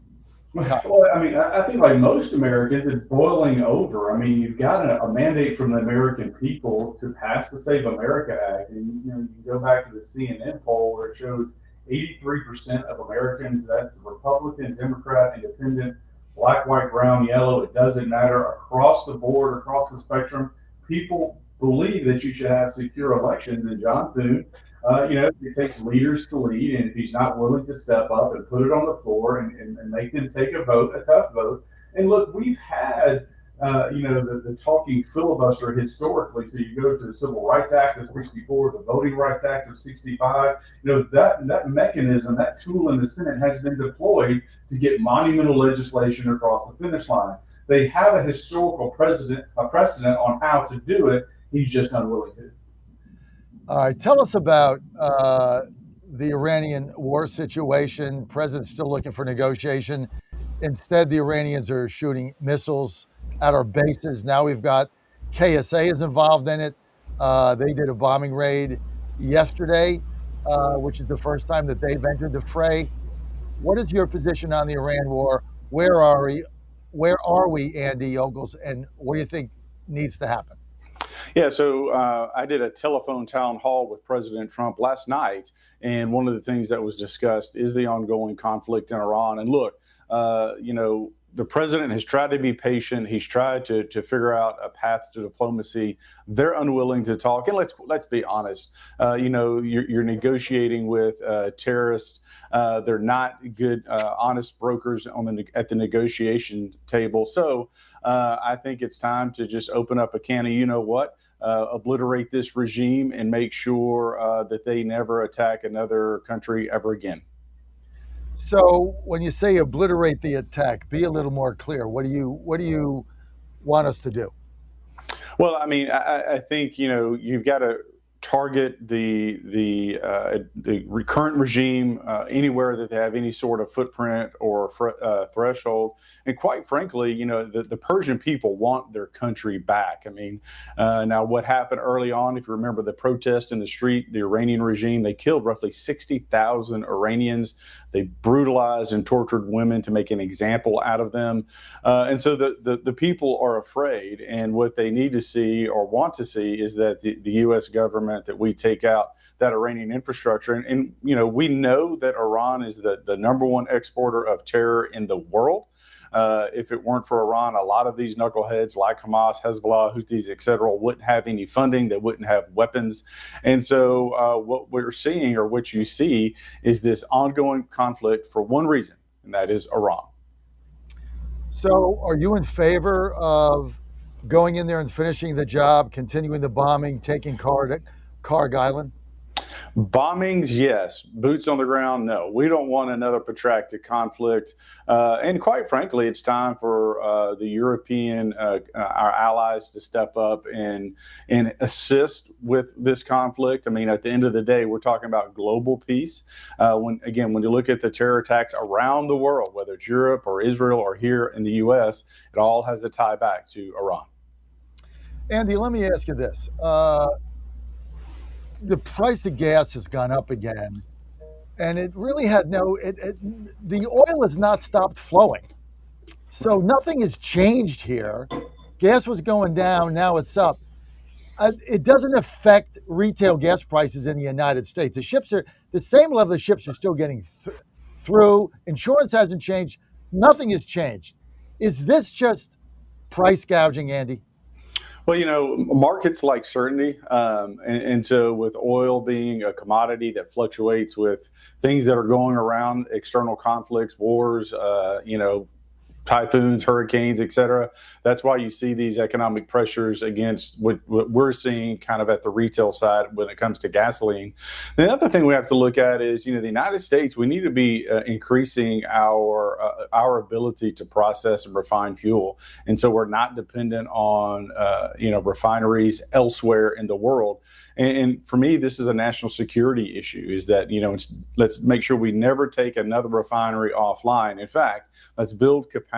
Let's get the regulatory regimes that are hurting these refineries and get them, building and expanding sooner rather than later. Andy, let's get to your NDAA that you sent. You've got the you've got the SAVE Act in there. Mm-hmm.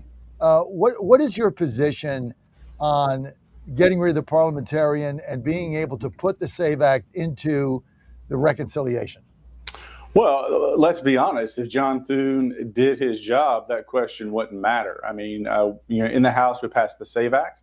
We passed the Save America Act. And then this last tranche of bills that we sent to the Senate before we left, we gave them a third option, a third bite of the apple.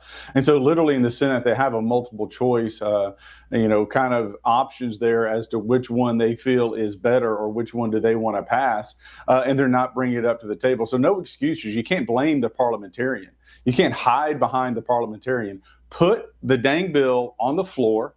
Make your senators take a vote. They signed up for this job, by the way. Right. Mike Johnson, he puts bills on the floor, not 100% sure whether or not they're going to pass, but he puts it out there, lets us vote our districts, and then lets the dust settle. And so this idea that he's not going to put, when I say he, I mean John Thune, not going to put it on the floor because he doesn't have the votes, then either put it on the floor or get out of the way and let you pick a senator, Scott, Lee, Cruz, Blackburn, Haggerty. Let somebody else do it. Someone who have the courage to put it on the floor and say, guys, gals, it's time to take a vote. Andy, talking about taking votes and putting bills on the floor, when are we going to get my favorite bill in the history of the galaxy on the floor, which is the AM radio in every car bill? You've got 300 co-sponsors. I got 60 sponsors in the Senate. We just had a fly-in. When are we going to get this thing jettisoned out of Scalise's top drawer in his desk and put this thing on the floor or attach it to a bill?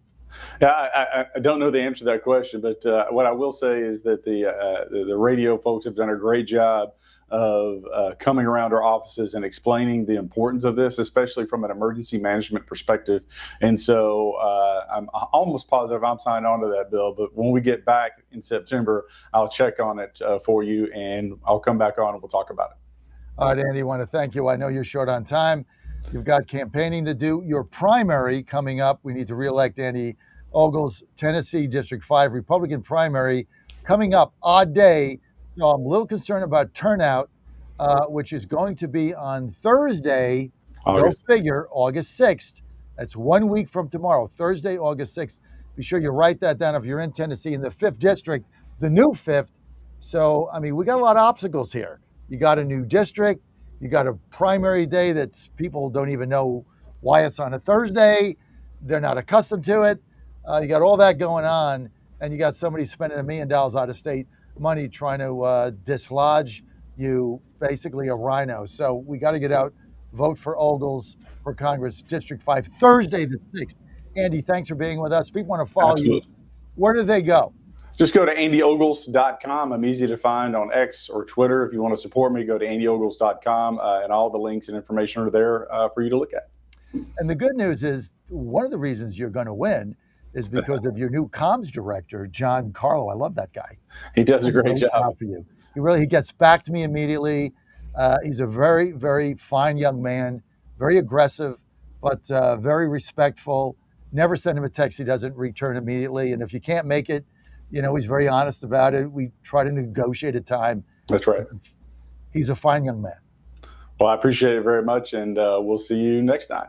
All right, Andy. See you then. Thanks so much. Good luck. We'll probably have to have you on primary day. Okay, Peach Crew coming up. Thank you, Andy.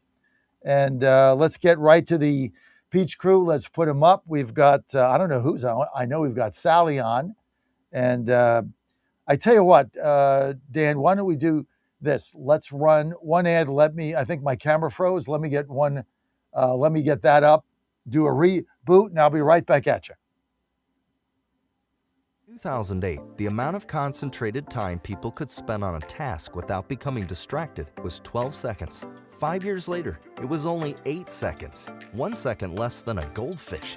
If you're often distracted or have trouble recalling information, you're likely to fall behind in the demanding, fast-paced 21st century. In other words, brain performance is more critical now than ever. Boost your brain power with Healthy Cells Focus Plus Recall. Science-backed nootropics to help you sharpen focus, concentrate longer, enhance recall, improve mental speed, learn rapidly, and be more alert. It's a pill-free brain supplement made with maximum absorption ingestible gel technology, designed to feed your brain at the cellular level.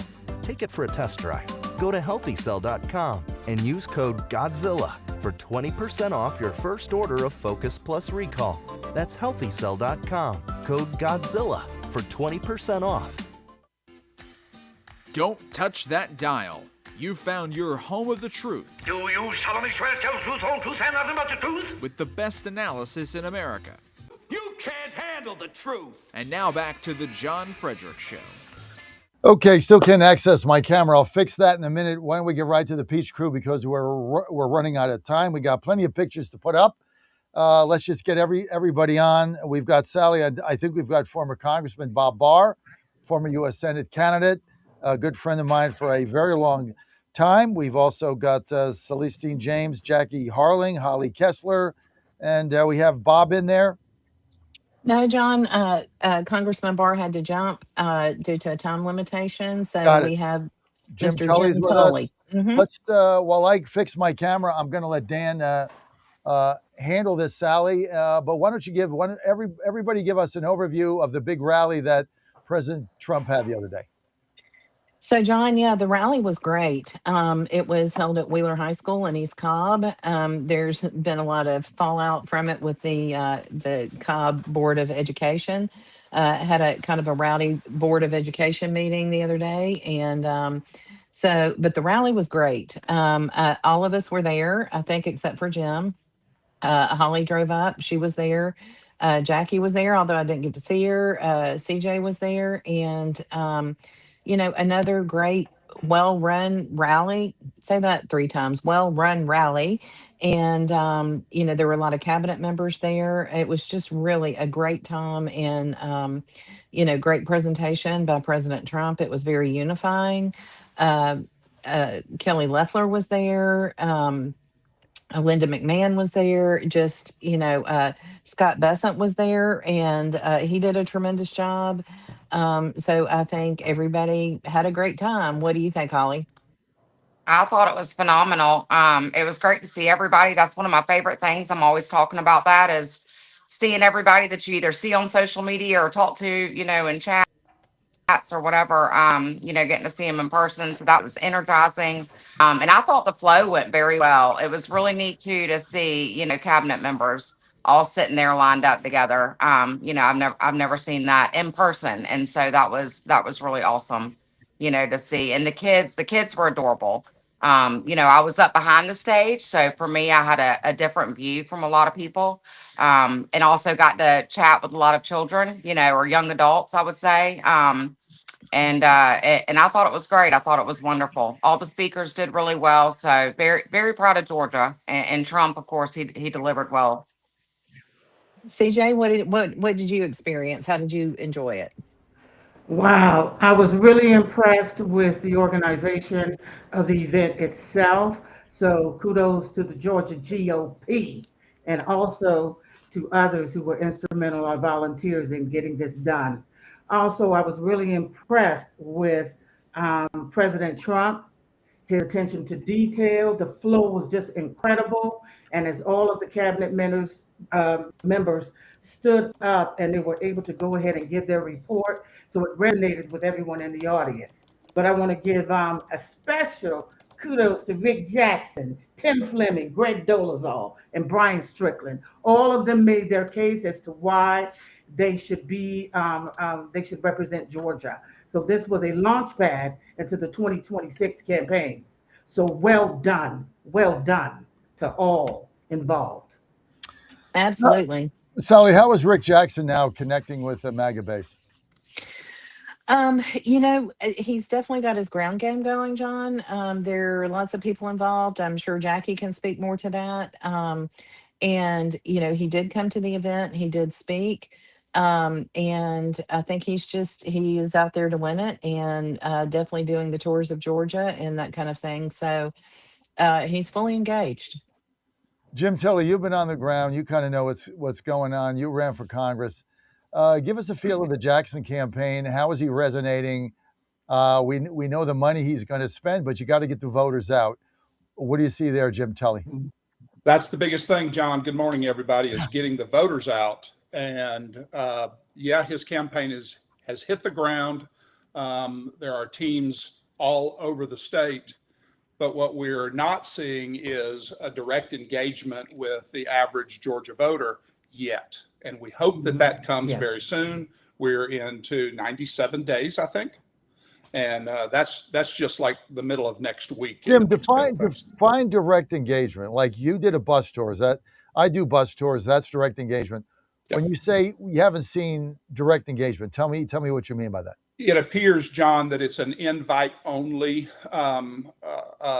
event, and it is the expected local, I hate to say GOP, expected local personalities that are all attending, not your average Mr. and Mrs. Georgia voter. And that's what we're looking for. That's the only way we win in November. What do you think of that, Sally? Well, I think that in Georgia that we still have a lot of healing to do and a lot of unifying to do. And, there have been opinions, there's still legal things going on between Lieutenant Governor Burt Jones and Rick Jackson. I think if the candidate Jackson really wants to heal some of the divide, that legal stuff needs to stop. And we need to be able to move on from that. And so I think there needs to be some olive branch stuff going on. I've seen, in the chats, the signal chats, how things like that go. People are saying, well, Burt Jones should reach out. And but the thing is that the primary was so rough, there was legitimate, what I think is legitimate damage that was done. And I believe it's incumbent on candidate Jackson to reach out and heal those divides. Let's be the bigger man. Let's do that. Because I mean, he's not done that. Like Jim Tilley said, here we are 97 days out, and he's not done that. Did we lose Holly? Is Holly still on? Holly froze. We lost Holly there for a moment. Maybe she'll join back in. Let's get to the Jackster. So Jackie, you're on the ground. You're like, Mrs. District 14 grassroots lady. A lot of people in Georgia are telling me he's just not connecting with average people. Like Sally said, there's still bitterness there with the Burt Jones campaign. There's a ridiculous lawsuit. Why do you have a lawsuit when you've already won? Like, what's the purpose of the lawsuit when you won? Like, why didn't they just drop it, do a press conference and say, bygones are bygones. Let's just campaign together. He's still got this thing going on. What is the thinking here? Well, first of all, I haven't seen y'all in forever because on my vacation I tried twice and my Wi-Fi wouldn't work. So it's so good to see you, John. And good morning, everybody. Well, okay. So I'm not going to speak for his campaign, but from my perspective, boots on the ground, I see him and his campaign reaching out to the Georgia GOP, and I see goodwill, and I see forgiveness, and I see grace with everybody I've talked to. So I think that I think it's going to be okay, and I think it's getting better every day. I see a lot of healing, and time heals all wounds. And primaries are hard. They're always really, really hard because it gets personal because the stakes are so high, guys. Early voting starts. Oh my gosh, it's just scary to think it's so soon. October 13th. We have got the most, and I know we say this every time, but Georgia's future is literally on the line. We couldn't have a clearer choice in who we vote for and support for governor in Rick Jackson. If we've got a successful businessman who will run Georgia like it needs to be run, compared to someone who let Atlanta burn and all the policemen went goodbye. It basically was a purge. So I would prefer not to have the purge be in Georgia. So Rick Jackson, let's go. Well, I mean, that's a great cheerlead. I mean, get your pom-poms out. Go to the high school football game in August at wherever you live. Get your pom-poms out and stand there on the sidelines. But you're not really giving us anything. Tony gave us something. The guys are not connecting with grassroots. And someone else said, well, in my grassroots, he is. So, is he there? Is he wait? Is he there? Or is it guys getting paid $50 an hour to knock on your door? Well, you know what? We're working, he's working on that. And I think that we do have to connect but it's happening. There's a lot being done. And I agree about,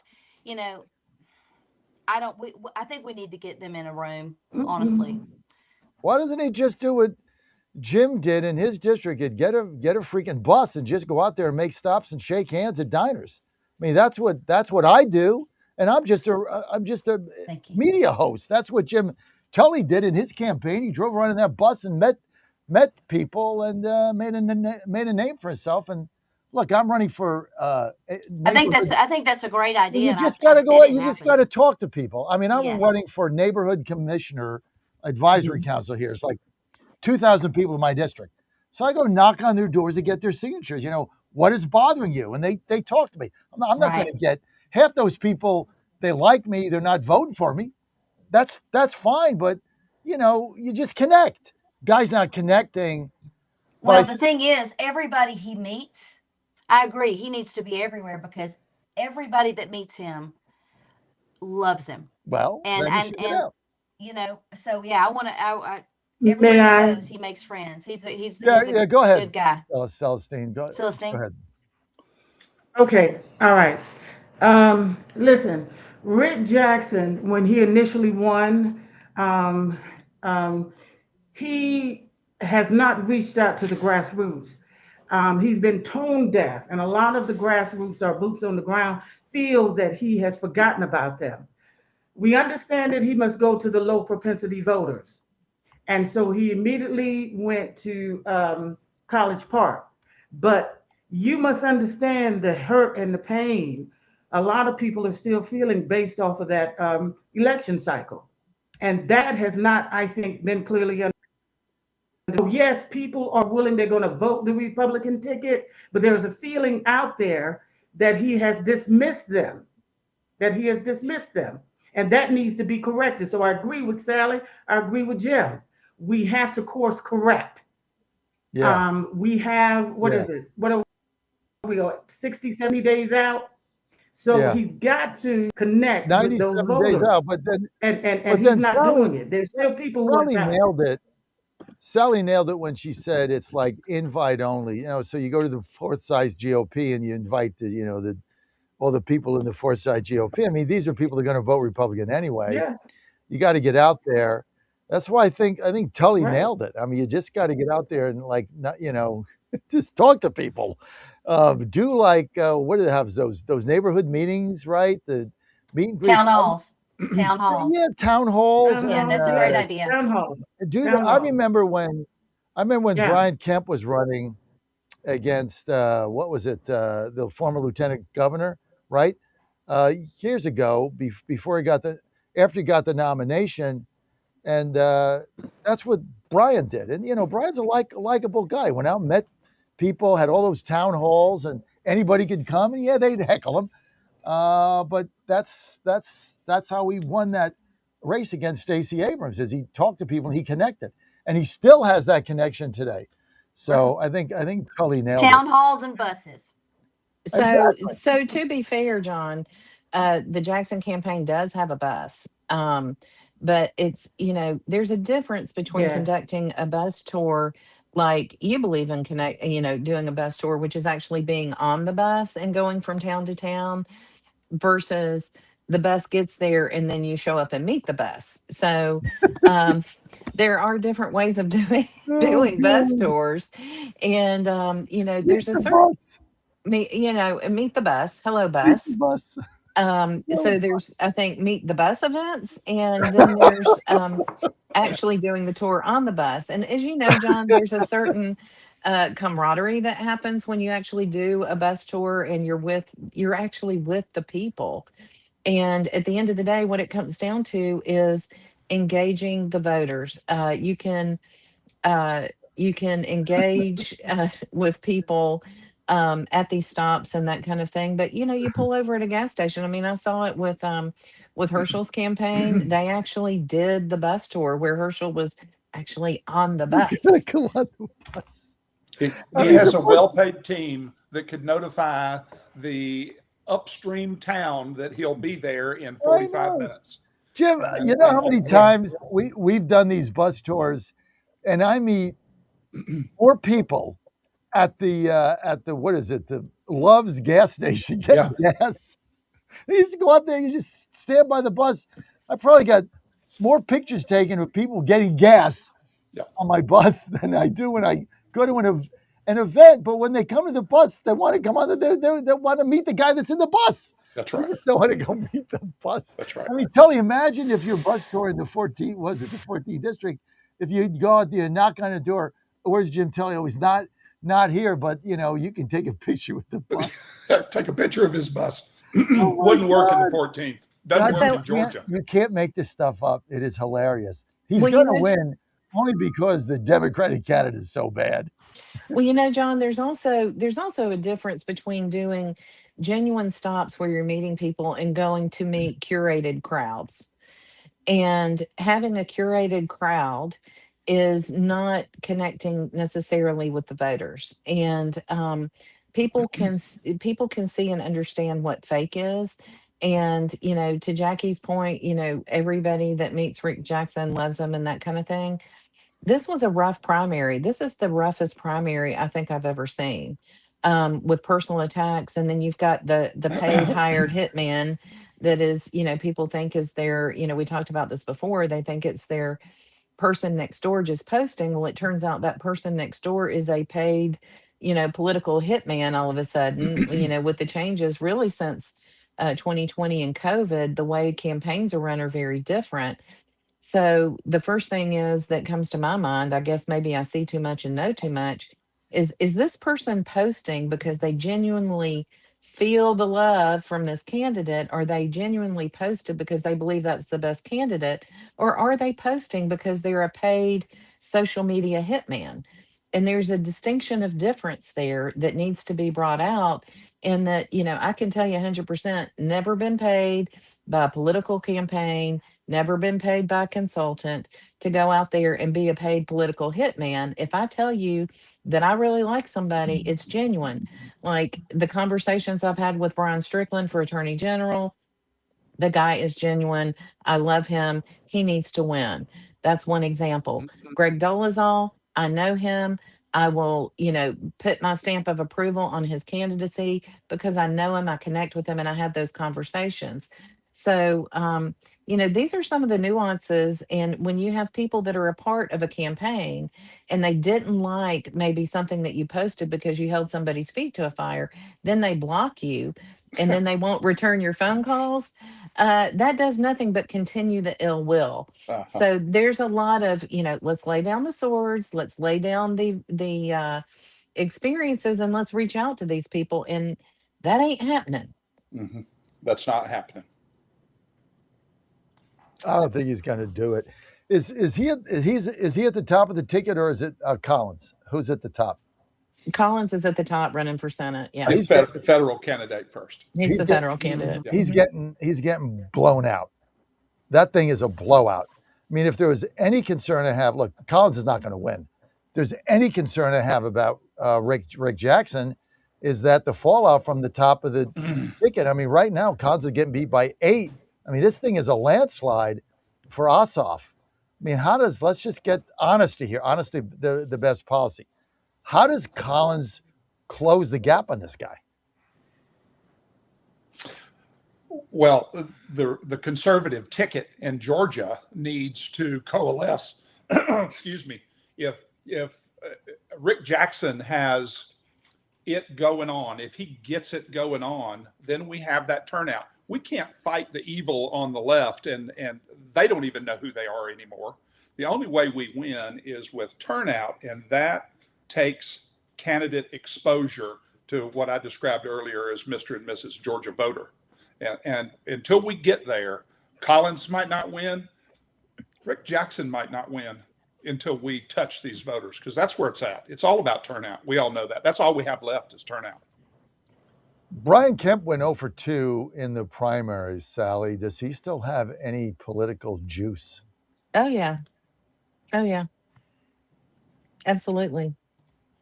I mean, it's going to be interesting to see how the remaining 6 months are going to go here. One of the things that we have going on, John, is it's kind of a crazy dynamic. We have a lot of people who are against these data centers. In fact, I hate that we lost Holly, because there is a big data center project going on in Emmanuel County. And you have the Republicans that are against the data centers and against the AI stuff and flock cameras. And then you have the radical left who are also against the data centers. And so there is a very odd convergence that is going on the topic of data centers. And that is going to play very interestingly for Governor Kemp and what's going on in the remainder of his term. Let's get to Brian Kemp yesterday, talking about Kathy Hochul's in New York's moratorium on data centers. We've also had another candidate for governor propose a 6-month moratorium, and let's see what Brian Kemp had to say about that. Cut 24. Take a look. All politics is local, and I think Keisha Lance Bottoms was irresponsible saying that we needed to have a state moratorium on data centers when you have a community like Early County, Georgia, that had a sawmill that was 60 or 80 years old that closed down, 500 jobs lost, revenue lost in that community, and those people are literally begging me to help them get power so that they can build a data center to create jobs, create revenue, to help their local citizens weather the storm that they're in. So I'm not saying we need a data center in every community that's out there, but to have a moratorium just like the governor of New York did and what Keisha Lance Bottoms is proposing, to me, is irresponsible. And that's not the only area. I mean, Columbia County, their county commission just voted to approve a data center, and they're going to be lowering property taxes in Columbia County, Georgia. So that community obviously wanted that data center. You're seeing the same thing now in Effingham County. So like I said, we're not trying to go around and push a data center in somebody's neighborhood that doesn't want it. But there's a lot of communities that see the benefits of this and want these projects. I'm lined up with the president and a lot of other policymakers that, I have a lot of concerns about AI and some of the things about how it's affecting our children. Some of the things that are very scary when you think about national defense. cybersecurity issues and other things. But I'm more concerned about China winning this race and using all those things against us economically, militarily, and other things. So this is a race that we have to win. We have to do this in the right way. Okay, reaction to that. Let's get to Jim Tully. Reaction. Well, there's no doubt that property taxes are through the roof, and the Georgia citizen is feeling the pressure. The General Assembly has attempted to cap and maintain appraisal rates, homestead exemption freezes. I understand that data centers are modern day cell phone towers, and they are going to be a necessity. And I agree with the governor. I want to win. I don't want China to win. A strategic placement, a strategic plan across the state of where they are, what their service areas are, power and water consumption. All that has to be discussed before we start just planting these things all over the place like super Walmarts. Holly, you want to weigh in? Holly Kessler? Hi, good morning. I would love to weigh in on this topic. It was just announced we have the largest one in the world coming in my backyard, right here in Effingham County, Georgia. And the whole argument on China, I get that we don't want China having our stuff, but I find it very interesting that we just listened to the presidential address on China, on them hacking into our system. Then the very next morning, Secretary Mullins comes out. He's talking about the components that are being made in China. My question is anybody thinking about the components that are being made and put in these data centers? So that's one issue. We already have a water situation here with the Hyundai plant. So we're getting a new water treatment facility here to help with the Florida aquifer, help with Hyundai. I mean, it's a mess down here. And then all of a sudden, they make this grand announcement, and the public relations, the PR rollout was a complete disaster. It was a total nightmare. Why? It's bad. There's zero transparency. They're doing it behind closed doors. They're not thinking this thing all the way through. They're putting it right next to elementary schools, which is going to be burdensome, between residents and elementary schools, and building another elementary school right next to it. And it's just terrible. I don't know what they're thinking. It's not like we're in Atlanta and there's nowhere else to put it. I mean, we're still country down here, outside of Savannah. Why was the PR rollout so bad, Holly? Because they had statements from certain commissioners, but not all the commissioners. They had the education superintendent, Yancey Ford. He was already on board, so he rolled out a statement. There was no communication at all with the public. There was no public input, no comments, no meetings held about it. And then they threw up a website the day before they made the announcement and rolled it out. Local news covered it. So all of the media hit at the exact same time. And then they made the announcement that, hey, at 4:00 this afternoon, we're going to do a meet and greet at the Effingham College and Career Academy, and y'all can come ask questions. And then people get there, there's obviously protests and people holding signs, but people get there and they're talking to county commissioners and they're all saying, well, we didn't know anything about it. We didn't know anything about it. But yet you have statements already prepared and made that are loaded on the website that was just launched, the night before. So, I mean, basically what it is, they're lying to the people, and it's not a good look. When you do that, that is horrible. Whoever is guiding them on public relations, that was a terrible, terrible way to do that. Go ahead, Jackie. So we've got to acknowledge the fact that Americans do not trust our government. We've been through too much. We know too much history. We know what they did to us in COVID, and we've been lied to and disregarded, and our opinion has not mattered except when we vote. So we've got to have the people in charge of putting these things tell us, involve the public in the process, involve us, do studies. We want to know how it affects our environment. We want to know how it will affect our economy and all the things. Involve the public in the process and give us a say in what happens, what is put down the street from us. We're important. People matter. And when we're disregarded and when we're not told what's going on, and that's not important to the people doing these things, we don't like it. And it's not going to go well. We need to involve the public. We need to do health studies, and it needs to be fully transparent process for us to be okay with it. And I wish, but they had people like us advising, like, colleague, what you spoke of, you've got to share facts and you've got to incorporate the public's opinion, because we have a right to a healthy environment, and we have a right to know how things are progressing and be a part of the conversation. CJ, what were you gonna? Let me say something, jump in here real quick to Jackie's point, and then get to CJ on Columbia County. John, here's one of the things that's terribly frustrating for me is, to Jackie's point, we need to be involved in all of that, but a lot of times there are times that they do surreptitious notices and they do just barely enough to comply with the law. But here's part of the problem. I was at a Cobb County Commission meeting yesterday. We put out notices. It was on the budget. They're proudly touting they're over $4 billion in their budget. And part of the problem is that people don't show up. Republicans are too busy with their own lives to actually show up. So we are the people that are out there on the front lines, and we're trying to rally the troops, and people aren't paying attention. These things happen when people don't pay attention. So, yes, they have things that happen in the dark of the night. And like I said at the commission meeting last night, they already decided they were going to vote on the budget before we ever showed up for public comment. You have to start at the beginning, and you have to be involved at every single level, or you will not be able to make a difference, because by the time it gets to purchasing land, by the time it gets to all of those points, all the time is done. You have to be vigilant every single day. That is such a CJ? good point.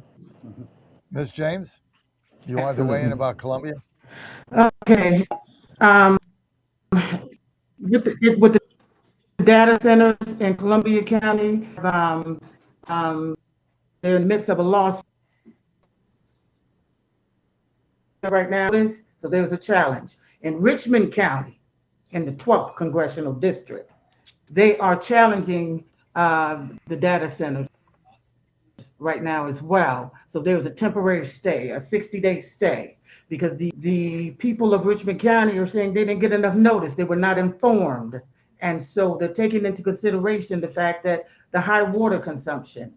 What about the health concerns of these data centers when we put them in the midst of these communities? So the 12th, we're seeing an organization of people who are saying, we don't want these data centers here. We're not being informed. No to behind the door closed deals.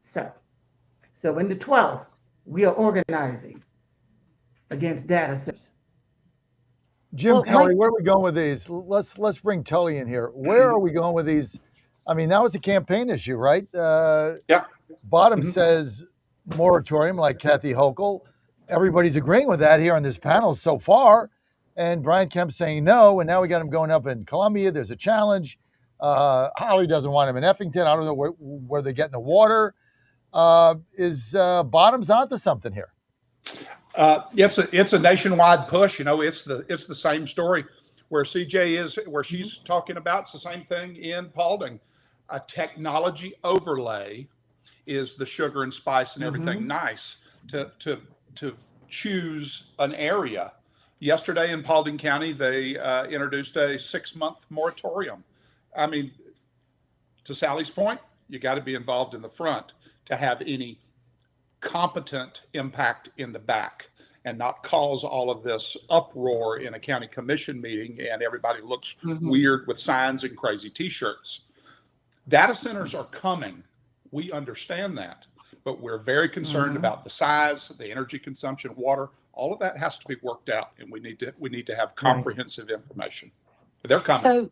So Jim, to that point, my son sent me a text. He is definitely not on the data center plan, because there is a lot of secrecy, and surveillance is a big issue going into the flock camera situation. People are concerned about government surveillance, and that is a big, big, big issue.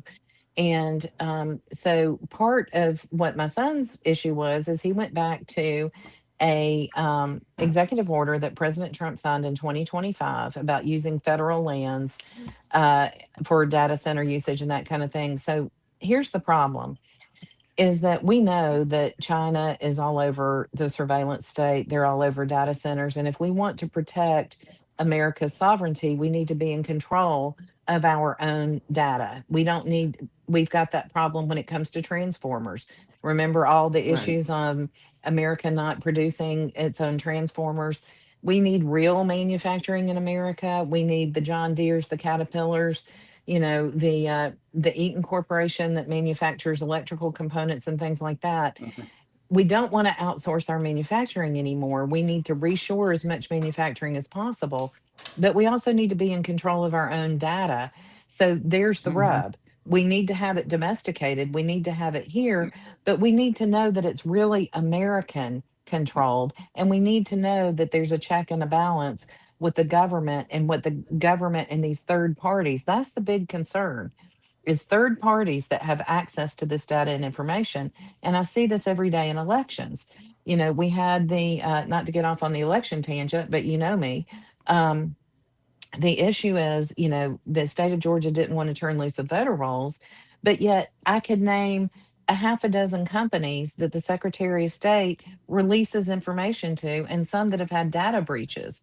So securing the data and securing the process is part of the problem. So It's not just there's just a lot of questions here, Sally, that Yes. are not getting. yes. Hey, Sally, elaborate on one thing for our audience that doesn't know what it is.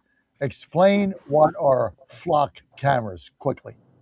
So the flock cameras are basically the surveillance cameras that go up. You'll see them. They look kind of like they're on a dark pole and they have like a solar powering component that monitor everything. And the kids are onto this. And this is one of those things, John, that is a crossover with the Democrat, aka Socialist Communist Party, is they are not for flock cameras, they're not for data centers. And what is happening with the flock cameras in Georgia is they are able to take a human being's face and their body language and basically sketch out a stick figure and monitor motions and movements. They read car license plates. Now, Jim, I can see him smiling. And one of the things is, since he's in Paulding County, there have been instances where flock cameras can be used to solve crimes. So people in law enforcement will say that they're beneficial because they help track down, and certainly if this was anyone in my family, I would want access to that information. The problem is that there have been people that have misused that data. If you have a disgruntled spouse that is tracking the movements of the divorced person, then they have misused that data and information. So it always comes back to the data. In elections, it's data. In campaigns, it's data. And when it comes to motion and activity, it's the data. So flock cameras are able to monitor a lot, and then they can triangulate. If there are maps now that show where all the flock cameras are located, you can triangulate someone's position, their motion, and their activity based on this technology. Let's get to a telephone call. We got Bud in Georgia. Bud in Georgia, you're live, line one with the Peach Crew. Go ahead, Bud. I'm going to be really nice today, John. You guys, I hate to say it, but there's a couple on your panel who don't understand why we need these data centers. It's totally to control quantum AI. If China controls it, our country is done, period. You say the Democrats are against it, but they're not. They're acting like they're against it. They're carrying China's water. You might want to Google the Singham Network and find out how many billions of dollars that they're putting into and why they have over 200 groups in colleges and universities. There's one video you can watch. It'll explain all the data centers. In fact, there was a guy, I think his last name was Dillon. He was down in Fayetteville. He was totally against it. And after an hour where Joe Von Pulitzer broke down every fact he had and showed him why he was totally wrong, guess what? He's for it now. I'm not trying to push something on you. This is serious. We're in World War III right now with China. We can't even build a transformer here. And this is how they do it. They get activists out there. They say, oh, it's just a molten frog. It can't breathe. We got to cut down. We can't cut down the trees.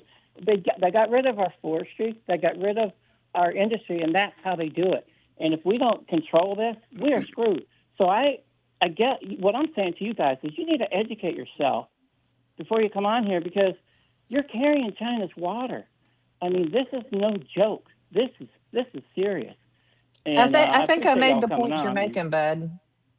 Yeah. Yes, Sally, you do totally understand it, but it's got to get out there. You can't come on here and say, well, we don't know.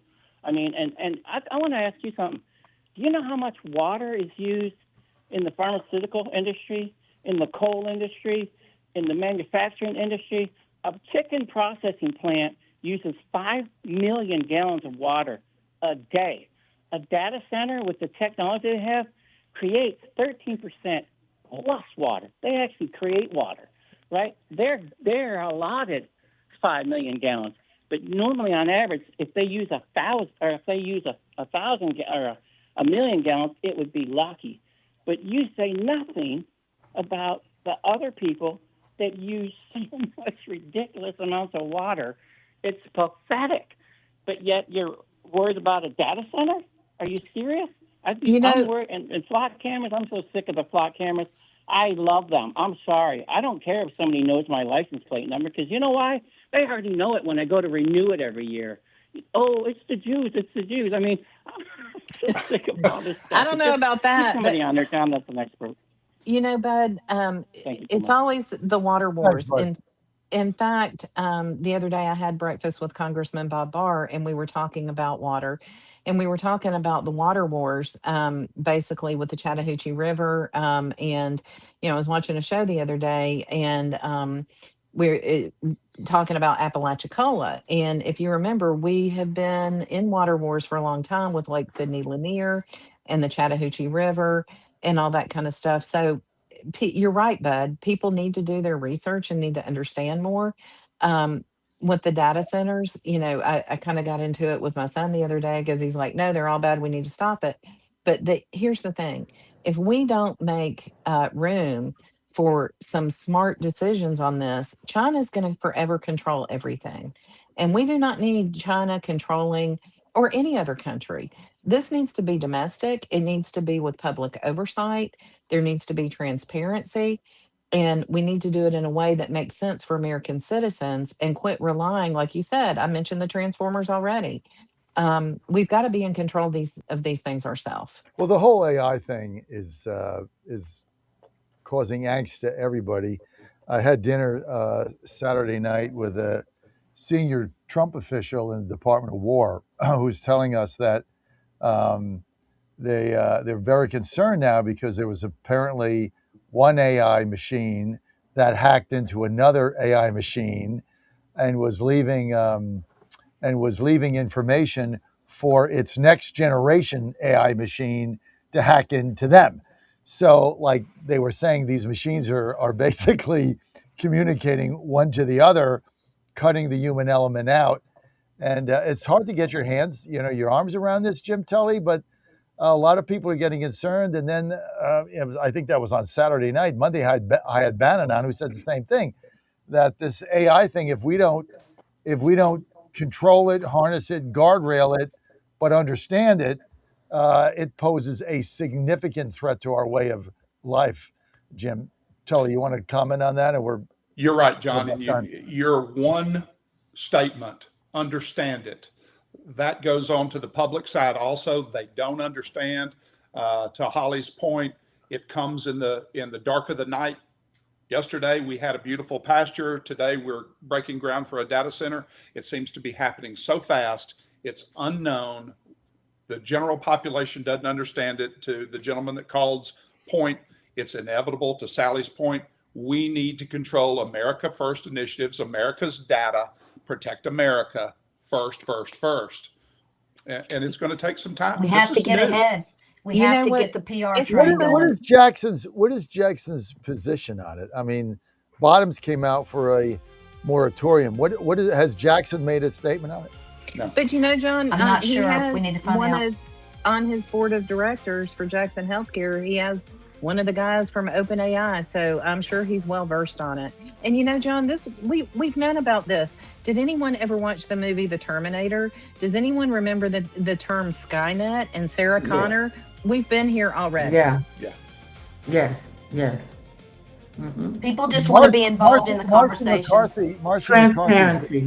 Transparency. Marcy McCarthy just told me to go back and watch, what was it, Terminator 1? Was that it, or 2? Which one? Terminator 1 and 2. Terminator 2 really gets into it.